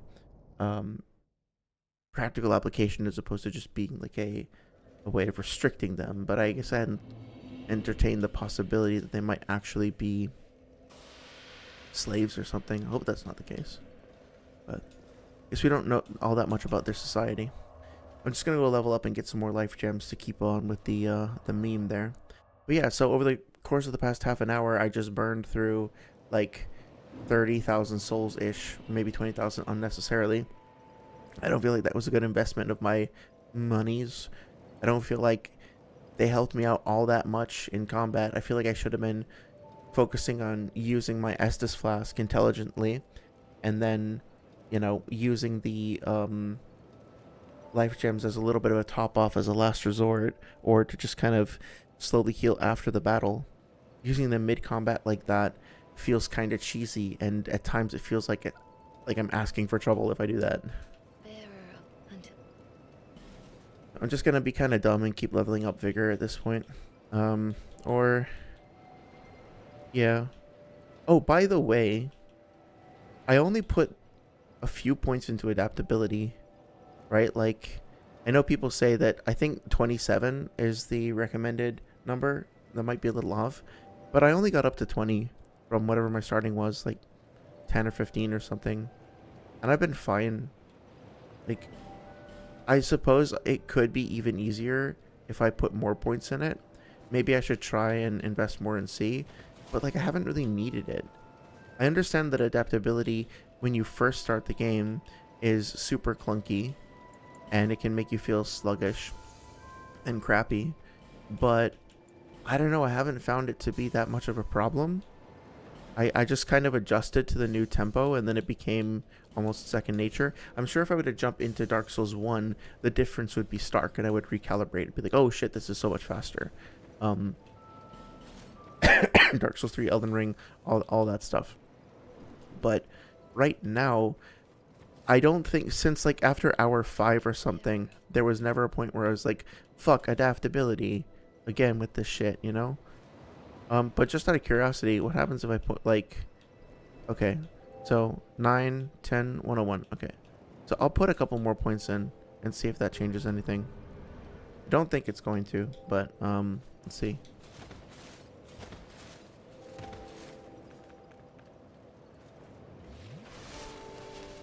And that feels a little better. I'm sure it helps.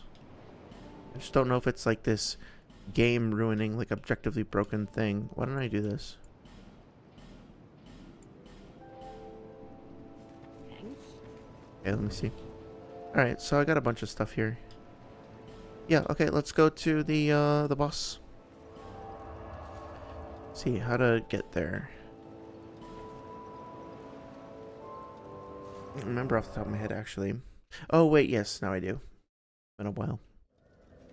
Yeah, that's the other thing. Like, we never explored down there with the salamanders. There's a couple of other places that we've never explored, or like haven't gone into. There's areas in the gutter that we haven't really finished exploring in the Black Gulch as well. So let's see, what's the easiest way to get there? I think it's just down here.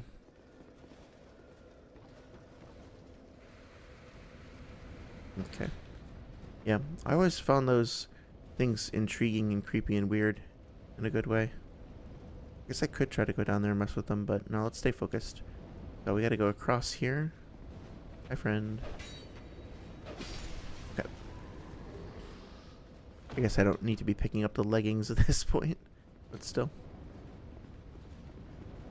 I guess, you know, something that occurs to me is that, and I don't know what the right answer is here, but I do kind of feel like there could have been another version of the game which also could have been good, and in that alternate version of the game they could have placed the things that you needed to go into the memories of in various locations, because they're all pretty closely clumped up here. Like, they could have put one in Shaded Woods, for example. They could have put one, I don't know, outside Drangleic Castle, or like, I guess that's in the same general area. Maybe one in Huntsman's Copse or something like that. I don't know. But then once you get the Ashen Mist Heart, you get, like, Shanalot comes along and tells you, hey, yeah, so you should probably go look for giants. I'm not gonna really tell you where, but I bet you've seen giants, so you should probably just go find them. Yep, that'll probably work out. Okay, bye. And you know, you then have to go on like one final quest throughout the whole land to try to find where the giants are. And as you do that, you know, you get It's kind of like a victory lap. You get to go through old areas one more time and just double check if you missed any items or whatever. You know, it'd be a worthwhile thing to do, I think. Yeah, so the sound of the bright bugs here is actually... Is it a bit different? It's feel a little weird. But anyway, it is nice that they kind of connect that way. If I remember correctly, I think this bonfire was added for Scholar. I have a memory of needing to put on the fucking ring and watch the slow-ass door opening animation every single time I would come through this area. I don't remember for sure if that's the case, but I feel like that's how it was before. And I think they put this bonfire here. And, you know, I think it was probably the right choice just from a quality of life standpoint. But I also, in the same way that I sort of mind and sort of don't mind the elevator ride up to the to King Allant in Demon Souls, I also don't mind having like one particularly impactful climactic battle require a little bit of extra waiting.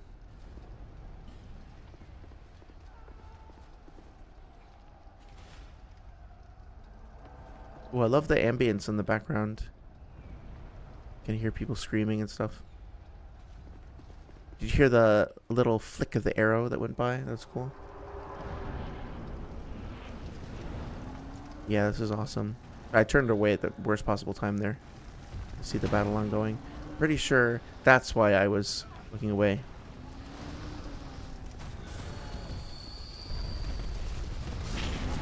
See the head coming in. This is really cool. Nice little dramatic moment there. Find a place to hide. Okay. Animation does look a little bit janky, but you know what? It's still a cool moment. Not that mad about it. Now you get to see this place where you've been fighting this whole time from a different angle. You know. Oh yeah, I forgot to look out to the ocean too. Look at the... So that's interesting. There are these larger like pillars or structures or something that I don't remember seeing before. They kind of look like the ones that are in Majula, but they do look a bit different. You can see ships. The ships are all kind of crashed and scuttled and broken. Reinhardt started the battle for us. Not exactly sure where those fireballs are coming from. That feels kind of buggy to me. Wow, he really couldn't wait, huh? Of course, the boss music that's playing is the same as when we fight the giant, Lost Giant himself before. Further confirming that this is the same character. Has some similar moves, but of course, you know, souped up quite a bit. Oh yeah, I was saying about his sword previously, a Benhart's sword, that if you're familiar with the Moonlight sword at all, you know, one of the things that you might have noticed about it is that was cool, is that it like has moonlight associated with it, which is a clue. Like Benhart's never shows any magical attacks. Let's take a look at the giant. So they had a very interesting belt there with what looks like a bunch of sword-like or dagger-like trinkets kind of hanging from it. This is neat. Seems to have a fur cloak, but it almost looks like the color of crow wings. It seems kind of vaguely reminiscent of some of the stuff that Velka's adherents might wear. You know? He also does have a crown. His sword is actually like quite beautiful for a character that's supposed to be a barbarian.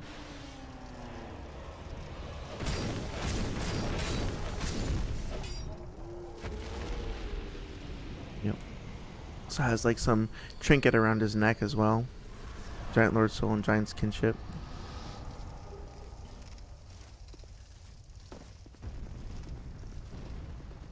Cool. Oh yeah. Giant. Okay. I think that's all we do in here. Yeah, that was a really cool fight. I think I'm just kind of taking everything in. Oh yeah, there is one thing I can show off too if I can get there before I die to this fucking incessant barrage over here.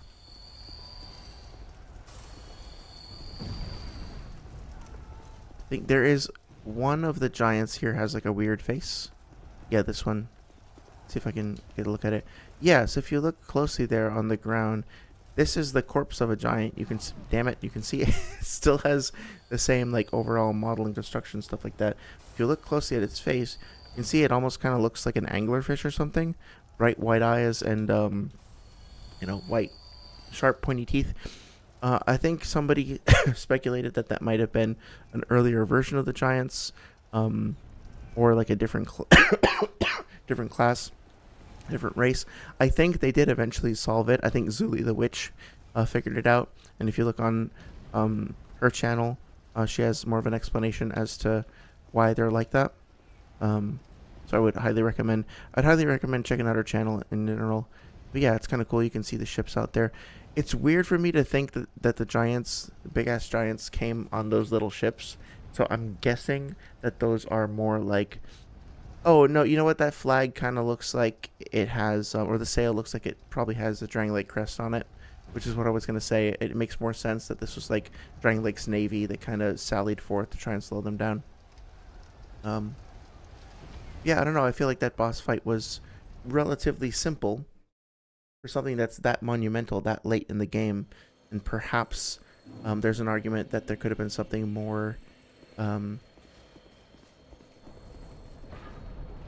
grandiose, I think is the word I'm looking for. But it feels like a nice rematch with the Lost Giant. You get a chance to see a character that you developed a relationship with early in a totally different light, in their prime, in their glory. Like, imagine how cool it would have been to have fought Gwyn in his prime at some point. That would have been really cool. In the middle of the battle as well. So I think that whole scene is just genuinely striking and Until hope has fully withered. and compelling. Bearer of until hope. So no more bearer seek lest. It's only 2 prompts. Kind of cool. So if I keep leveling up adaptability, oh, it actually does keep going through the agility pretty highly. So, I mean, we're at the end of the game, but screw it. See if it makes any difference.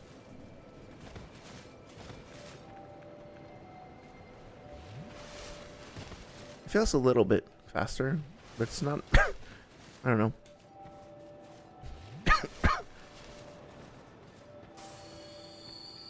Feels relatively similar. 1 second, I'm gonna take a cough drop so I don't start this shit up again as we go towards the final boss.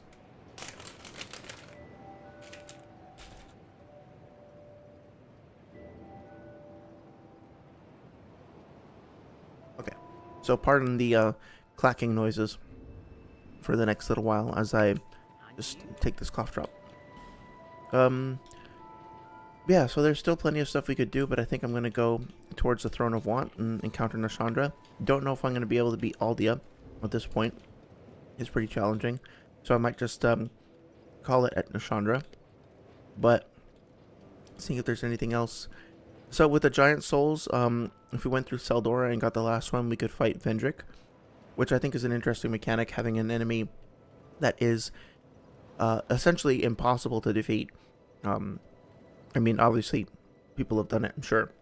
But for most average players, very, very difficult to defeat. But then you go through the world and collect items that make him weaker and more manageable. That's a really cool, unique mechanic. We still have plenty of items we could trade with the crows. We have 4 opportunities to remodel ourselves. If we wanted to change up our appearance, we have a Fragrant Branch of Yore.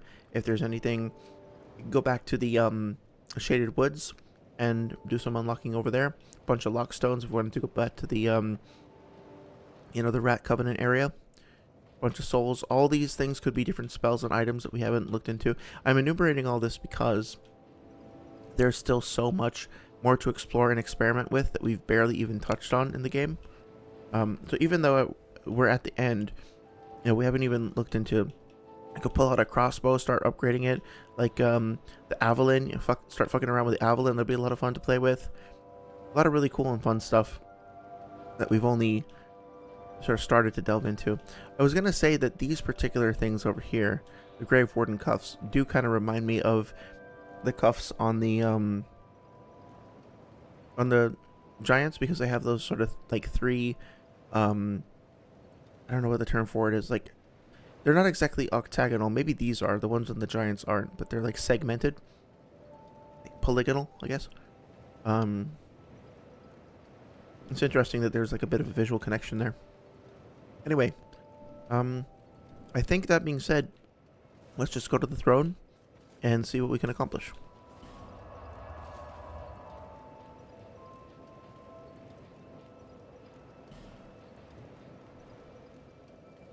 I think this is it, right?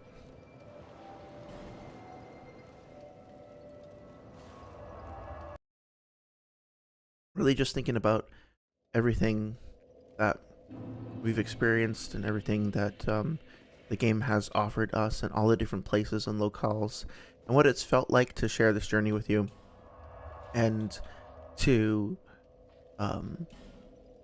go through everything over the past couple of months. It's really hard for me to look back on it and consider any of that time to be wasted. I'm clearly confused about where I'm going. I'm sorry. 1 second. It's really hard for me to look back at that and say that any of that time was wasted, or that I felt like the game was, you know, being impolite to me, like not valuing my time, not delivering me an experience that was worth my financial investment. That was terribly executed, but whatever. I mean, we haven't even started the DLCs. The DLCs are even better than the base game. I think most people would agree. And so, even just like objectively as a product, in terms of how much money you, oh yeah, I thought she was here. Hello. Just lurking, being creepy and weird. I got you. Hi. My journey is already complete. My name is Shanalot.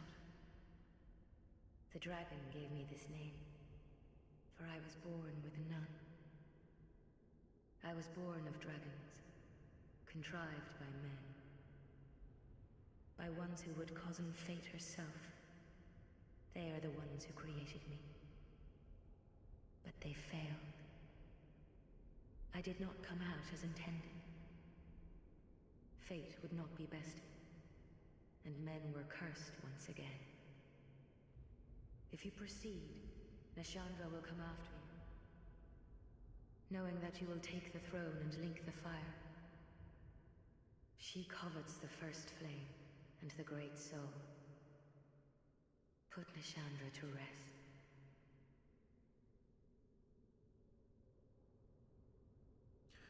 Okay, so I think I'm starting to understand her a little bit better. I guess the idea was that there was a collaboration between men and the dragons, and they both decided to try to find a way out of the curse, something like that. And so Shanalot was born not entirely human, not entirely dragon, which is something that we see, you know, characters turning into dragons or coveting being a dragon. Maybe trying to take some of the essence, the quintessence of both of those species, races, or whatever, and try to create something that would be capable of breaking free of the cycle. But they failed. And so Shanalot here is only able to guide other people towards maybe being able to either link the fire or break the curse or something, potentially. But unable to do so herself, even though that might have been her original purpose. I think it's very significant that she unveils her face to us, and it's not because there's some scar or something that she was trying to hide. It's more symbolic of the fact that she wasn't embarrassed of her appearance in the way that Lucatiel might have been. It's more that she was just sort of being honest with us, and there's like that nice little visual parallel of her removing her hood while also revealing something about herself. You know, very simple but very effective. I think it's interesting. I don't remember seeing all of these trinkets arranged in this way. I don't remember that red cloth being draped around her quite like that. I'll have to go back to see if that is the way that she is in the beginning. But something else that I just noticed is that the way that her hands are adorned is a little bit different. So on her right hand, she seems to be wearing well, she's wearing gloves on both hands, but the glove on her left hand is laced up and kind of extends up towards her elbow, where there's also, I guess, some bandaging, it looks like. And then on her right hand, you can see like almost like a little mesh, not sure what that is, bracer or yeah, I don't know what the term for it is, but hopefully you can see it. Like there's like a little black mesh there, and then her glove there is like folded up and doesn't extend all the way up. So, you know, the Firekeeper in, or Melina in Dark Souls, sorry, in Elden Ring, and then the Firekeeper in Dark Souls 3 both have signs on their hands of like scarring or wounding that I believe is like supposed to represent their painful association with the fire. Kind of seems like maybe she was supposed to be a firekeeper, right? Like we're trying to make a firekeeper, fabricate a firekeeper, something that had a link to the fire, but also something draconic so that it would be elevated above like the boundaries of men to then be able to break the curse from the inside, maybe something like that. And then that kind of makes sense that, okay, if Aldia's going up there and fucking with the dragons, and he has like a relationship with them, messing with creatures and stuff like that, and then he winds up essentially turning himself into a giant bonfire, that maybe he tried to do something similar to himself, and rather than gaining control of the bonfire, he became one with it. So, like, Shanalot was the prototype, and then Aldia was the attempt at the actual full release, but it was totally borked.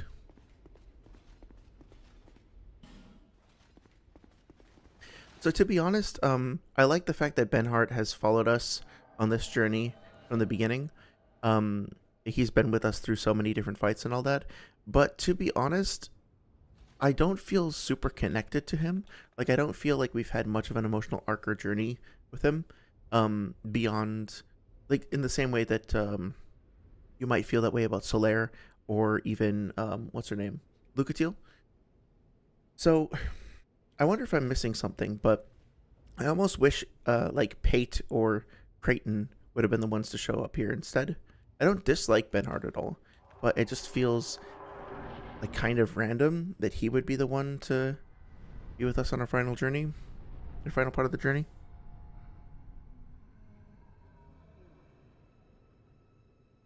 Brave undead.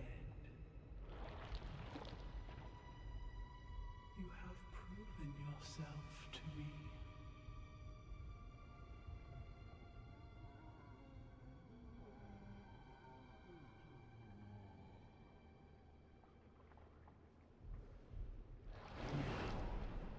be one with the dark.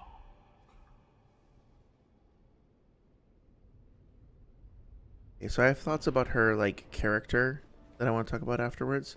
But for now, I'm going to be quiet and just have us listen to the music and just watch the boss fight for a second. Just take in all the sights, look at what she's doing, look at the colors, look at the, you know, the use of those little sentry things over here generating curse. Look at what, at her dress, so to speak, and what it's made out of. Skeletons clinging to her. I'm just going to let the music and the combat play.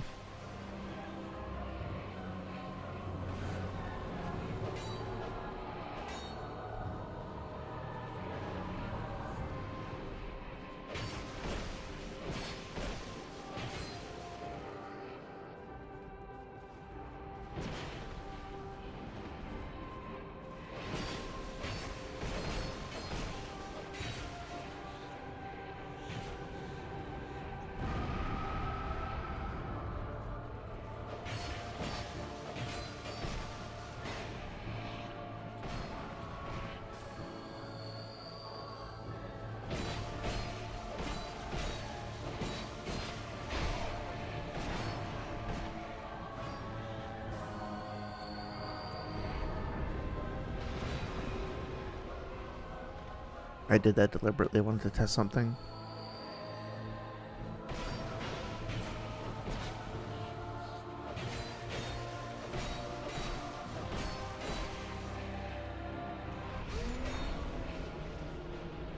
Okay.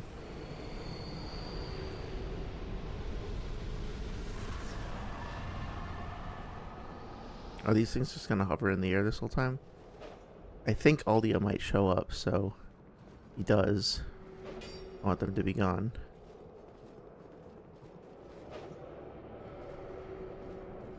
Okay.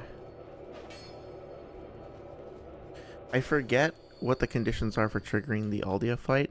I think we might need to go back and like walk away. We can't. Okay. Let's see what happens. Maybe he shows up and interrupts us? I forget.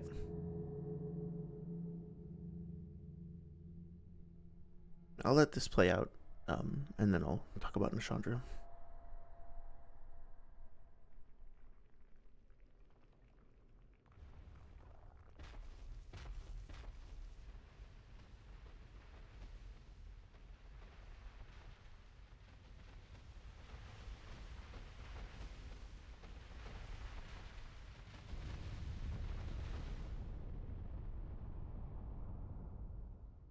You who link the fire.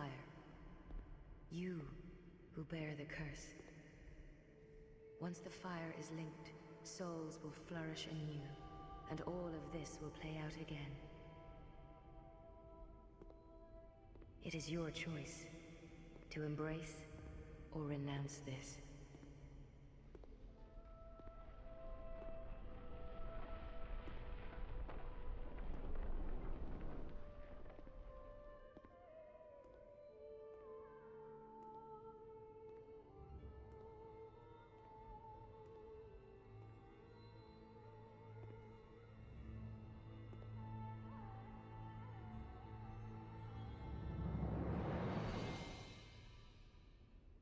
Great Sovereign, take your throne.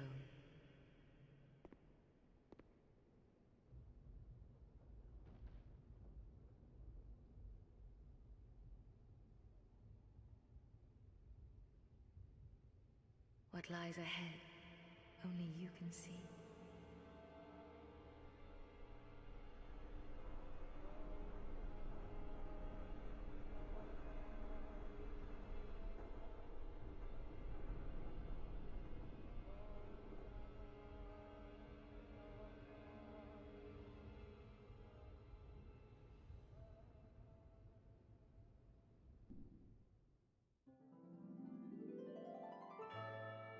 Okay, it did actually bring us to the end credits. Forgot about that. That's cool though.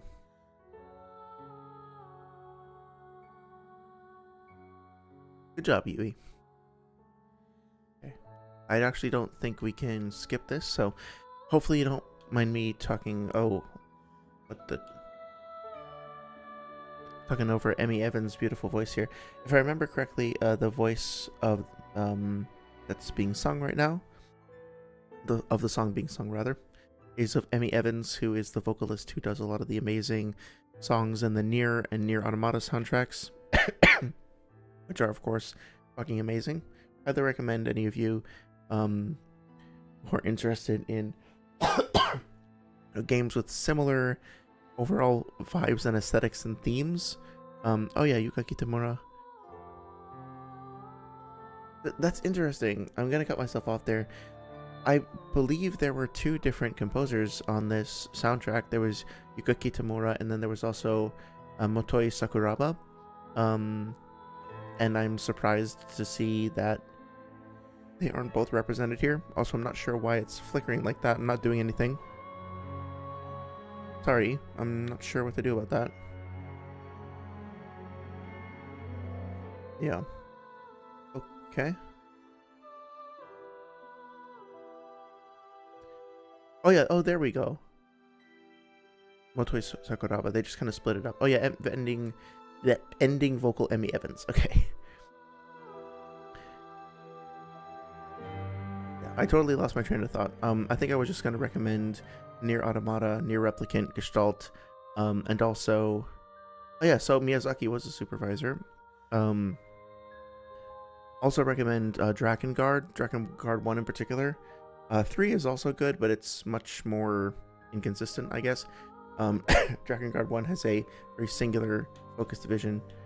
Again, I'm sorry, I don't know what to do about the flickering, or how to skip. So I might alt-tab out, and yeah, I'm going to alt-tab up and just put up the break screen. I'm still here. And I'll just let you know when this stops. So, yeah. Actually, I just put up this. There we go. At least know that there is something vaguely animated that's happening here. Yeah, there we go.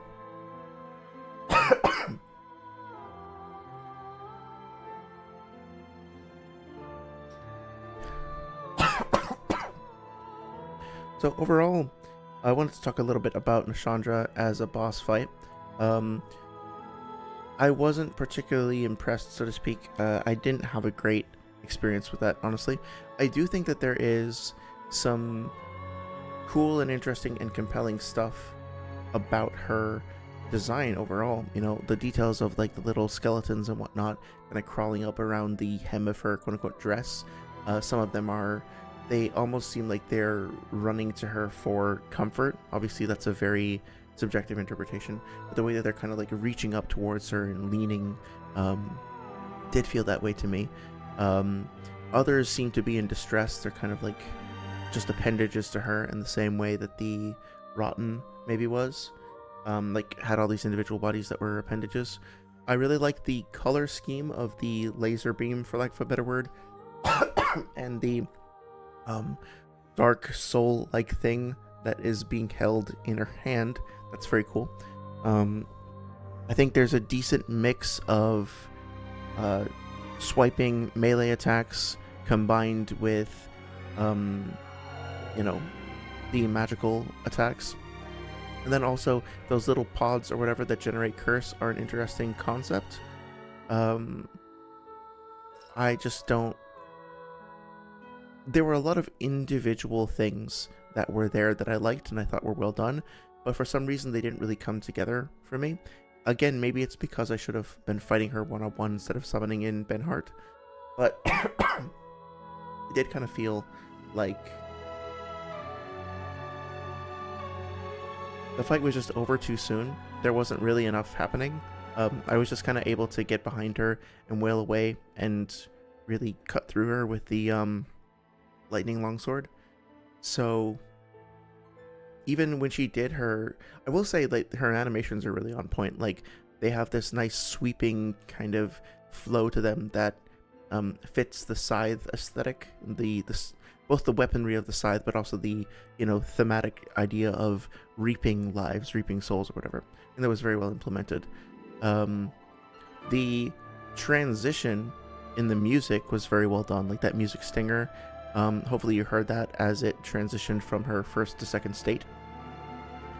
But, and that soundtrack in and of itself is really nice with, you know, a mixture of layered piano kind of combined in with different things. Different, like, more, I guess, sound designy elements with the traditional musical elements. Overall, there are, like, I can't quite put my finger on it. There are so many parts of the boss and the battle itself that I really like, but overall, my overall experience with the fight was just like poke, poke, poke, poke, walk back slightly, poke, poke, poke, poke, oh, we're done, right? Like, it was very anticlimactic. I will say, though, in principle, I like the idea of the use of curse as an active mechanic. I mean, the whole game is about that's about a few different things, but one of the things it's about is the undead curse and its implications and the attempts of people to, often like completely futile and pathetic attempts to subvert it and escape from it. And we see people be consumed by the curse and lose their very selves to the curse over the course of the game. So I like the fact that curse wasn't just something that was relegated to one particular enemy type. Well, technically in Dark Souls 1 it was what? It was like Seats crystals, and then it was the basilisks, and I think that was basically it. There might have been something else that I'm forgetting. But I like the fact that this game tried to put curses in different places, and also made curse more of something that could be like tangible or like a commodity. You know, you could put it in pots and throw the pots around and just have them be like traps luring people in. See. So I think it makes sense that Nashandra would be able to use the curse itself as a weapon. Now, if they implemented the curse the same way they had in Dark Souls 1, then you would have died instantly and left behind that sort of like geometric, what do you call it? Corpse husk, shell behind you. So I think, they took a risk with the way that they implemented curse in this game by having it sort of gradually erode away at your soul, and erode away at your health bar, and your character model gets like more and more fucked up the more times you get cursed. And I know some people kind of bounced off of the way that affected your health over the course of the game. They found it too punishing, too unfair, but it allows for things like that, for Nashandra to have attacks that don't kill you outright or immediately, but are like very quickly eroding your life bar away. And of course, this is something that's established early on. It's something that you experience during your encounter with the pursuer. Like, he can curse you and reduce your health bar that way. And Nashandra being able to implement that to a much greater extent, to wield the curse itself as a weapon. To me, it would feel weird if they didn't do something like that. And I think that part of it as well was well done. In the same way that, you know what? It must have been considered to be a decent enough idea. The credits are done, so I'll swap back over. Because they kind of did the same thing with Midra in the... where are we?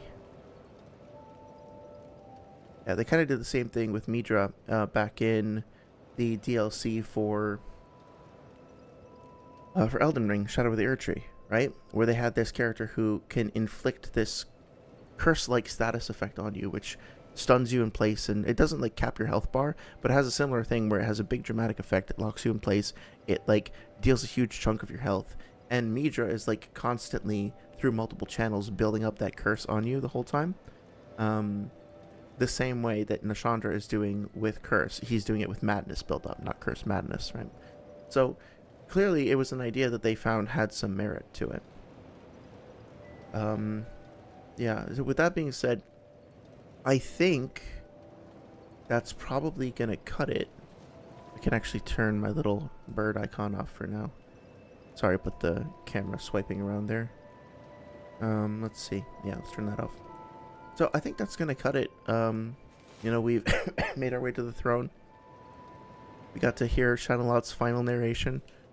Got a confrontation with Nashandra. I still kind of feel like Nashandra isn't that great of an antagonist. I do think that the DLCs kind of expand on her lore and her presence a bit more, and even if it's only indirectly by talking about her sisters.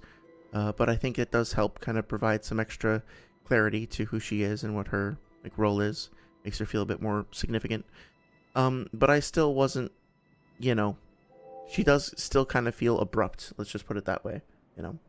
I don't feel that that final boss encounter is something that narratively compels me to a great extent. But having played through the game again, I really do think that this is an incredible game. It is not without its flaws, as I said before, especially in the technical regard. I think that there are some pretty objectively janky things with the way that the game is implemented. But I also understand that despite that fact, around that fact, through that fact, it's trying to tell a interesting story. It's trying to depict interesting characters. It's crafting a world that feels varied and nuanced and human. and flawed and beautiful. And even though there are some missteps overall, I think it is fucking dumb to say that the game is like objectively broken and objectively bad, and that the people who made it should feel bad or anything like that, just because of some of those technical inconsistencies. I don't think anyone is by any means obligated to like this game. I don't think that I have any grounds to say, here's a mathematical formula that I've devised that can break down why, if you don't think this is a masterpiece, then you're objectively fucking stupid. Obviously not. I would never take that stance.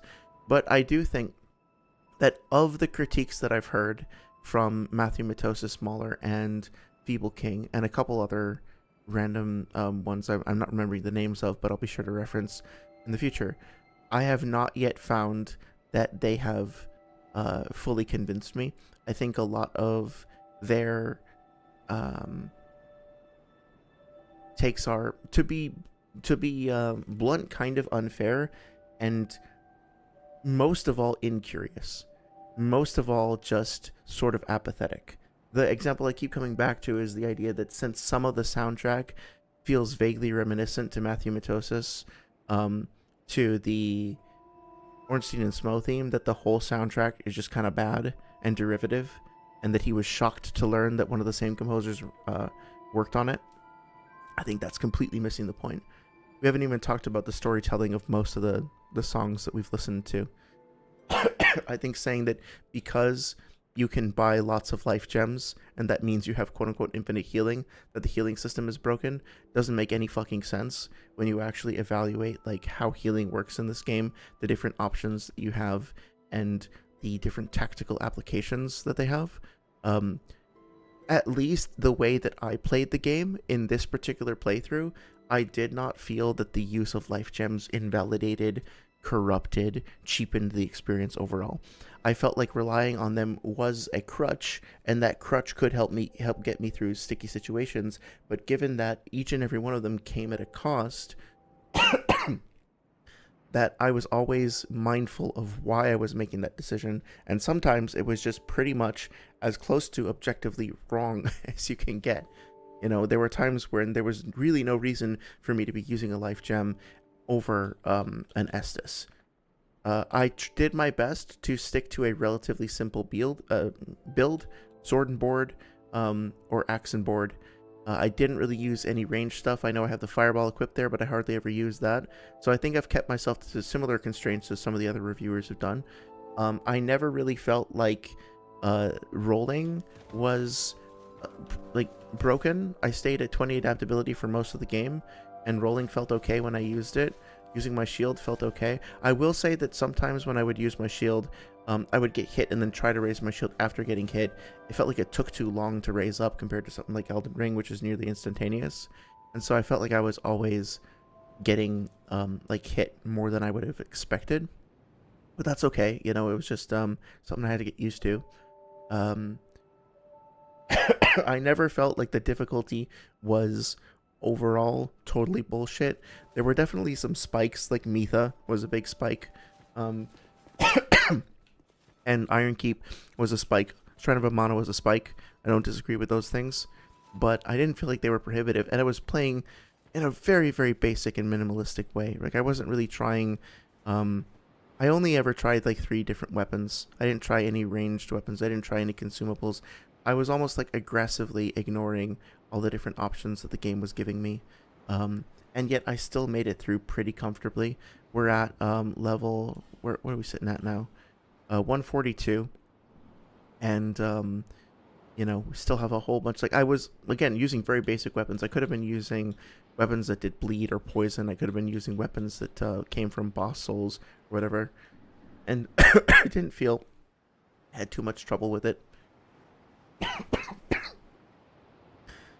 So, oh yeah, and like Feeble King's incessant whining about the lock-on mechanic, I'm still baffled at that, you know.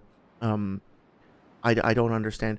The lock-on mechanic just feels, at least to me, maybe this is just like I'm the odd one out, I have to allow for that possibility, but using the lock-on always felt like a choice. It felt like there were certain times where it was the right choice, certain times where it was riskier or clunkier, and I was just deciding at any given time whether or not to use it based on whether or not it felt right.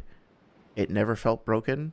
It never, except for like one time that that I just mentioned in this stream, it never felt like it was really trolling me or fucking with me to an egregious extent. And as we went through, I felt like there were a lot of tiny details and gestures and flourishes and touches that really made the game feel lovingly crafted. It's really, really hard for me to think of. Yeah, I think the thing that the critique of the game that actually comes closest to making me angry and like disgusted or anything is the comments of the idea that this was a game made by a B team who didn't care, who hated their players and wants you to have a bad time, or that they just suck or that they're apathetic or anything like that. Because if you actually pay attention, you actually play through the game, I'm sure there will be things that that any given player will find that they hate about this game, right? There will be things that annoy you, that piss you off, that feel unfair, that feel janky or whatever. But if you actually pay attention, I'm sure you'll find at least one thing to love as well. And I'm sure that even if you hate it all, you have to at least admit that the developers put a lot of fucking work and care and craft and love into this game. I think that, as an example, if you ever listen to like math rock or like super intense like virtuosic guitar playing, I know I have a friend of mine who is an awesome musician and sound designer, composer, and for whatever reason, he just can't stand that shit. Like, he finds it incredibly obnoxious and grating to listen to like Joe Satriani or Michael Romeo or people like that. But at the same time, like, we'll sit down and he can listen to that and be like, yeah, this guy has incredible technique. Yes, this guy is very soulful in his playing. Like, yes, he's obviously like studied and is virtuosic in terms of his dexterity and stuff like that. He just doesn't like the actual performance of it for a variety of reasons, but he can at least say, yeah, this guy is good at what he does, right? And that's what I don't get about the Dark Souls 2 critique. Say you don't like it, say you don't enjoy it, say that you think that there are problems with it, say that you think it's objectively, mathematically, scientifically a piece of shit, but don't then extend that to then this like weird parasocial slander against people that you've never met. I mean, like, just walk into Aerie, just walk into Haid, just walk into any number of other areas in this game, like Drangleic Castle, fucking Majula. Walk into Majula and listen to the theme and tell me that the developers didn't love this fucking game. That they didn't try to make something special, memorable, honest. I can't see how you could come to any other conclusion. And with that, I want to thank everybody who's spent, your hours with me as we've gone through the game together. One of my favorite games. Having the chance to share it and discuss it with folks has been really special, genuinely. I hope that you've learned something. I hope that you've discovered something new. Ideally, that you've found something about the game that you enjoy. And maybe you'll pick it up yourself and give it another try. If you don't, that's totally fine. I hope that you just enjoyed something about the process of going through, discussing it, and looking at it. I don't expect everybody will agree. And you know what? If playing through this game or looking at this playthrough has given you data, and that data has led to you solidifying your belief that it is a bad game, that in a way is okay too. Because at least, like, I'll feel good that you have access to what I hope is a thorough presentation, a detailed presentation and breakdown of the game that then you can use as like direct data, direct information to inform your own perspective, as opposed to just having some guy, I don't want to be too critical of other people's work. Like, obviously, anybody who does a 10-part, however many hour, 10-hour series breakdown on a game has put a lot of care and effort into it, and I want to be respectful of that much at least. But, kind of hopefully stepping away from some of the drama associated with all of that, just talk about the game itself and give you the option to evaluate it from whatever part of it that I can present to you. Hopefully that made some sense. My goal is basically just to like give you an experience, give you some information, give you shit to talk about and think about. If you wind up loving the game, or finding something new at all to like about the game at all, then I'll feel like I've done my job. That's what I would prefer. But if you still don't, but you still learned something, or you got more ammunition or whatever, I wouldn't consider that a failure at all. I'd still be pretty grateful for that, because hey, at least it helped like inform your perspective, and that's something that I think is part of a good conversation, right? You can always feel free to leave me a comment or a message if you want to talk about that further. I'm gonna start posting links to the Discord at a certain point, so feel free to jump in on that if you like, or just like send me a comment on any of the videos. I will post a poll. I know I keep saying this, but I will post a poll in the next couple of weeks to see what people want to do in Ray, the next game to play through. Should we keep going through the DLC? Should we jump back over to Elden Ring? Should we try a different game entirely? I will be picking up Night Rain when it comes out on the 30th. Thinking of doing a late night stream when it comes out, and then doing an extended stream on Friday night and Sunday. But we'll see how that goes. Not sure how long I'll stick with it. Actually, yes, I am. I'm gonna 100% that shit. You know I am, right? Like, I have to. I'm just too crazy about these games not to. So, with that being said, we can switch things up on the stream itself. I think I will leave it at that for now. Hope you had a great night. Hope you had a great week, and I'll talk to you soon. Oh, last thing. Sunday will be the I think the last multiversal Naruto stream. There might be one more, but I think we'll be able to wrap it up on Thursday. We're gonna be starting off by talking about Boruto. I've finally made my way through the whole series, and I have quite a lot of additional data to share with regards to like the god trees and the Shibai and stuff like that. That'll hopefully clarify some of those multiversal claims from the previous stream. And then obviously we're going to talk about the additionally we're going to talk about the Road to Ninja movie and a couple other things like that. So I'll have a beautiful Miro board flowchart ready to go, all kinds of pictures, and hopefully some clips from those movies as well that we can discuss. So please feel free to stop by if that's of your interest. Regardless, have a great night and have a great weekend.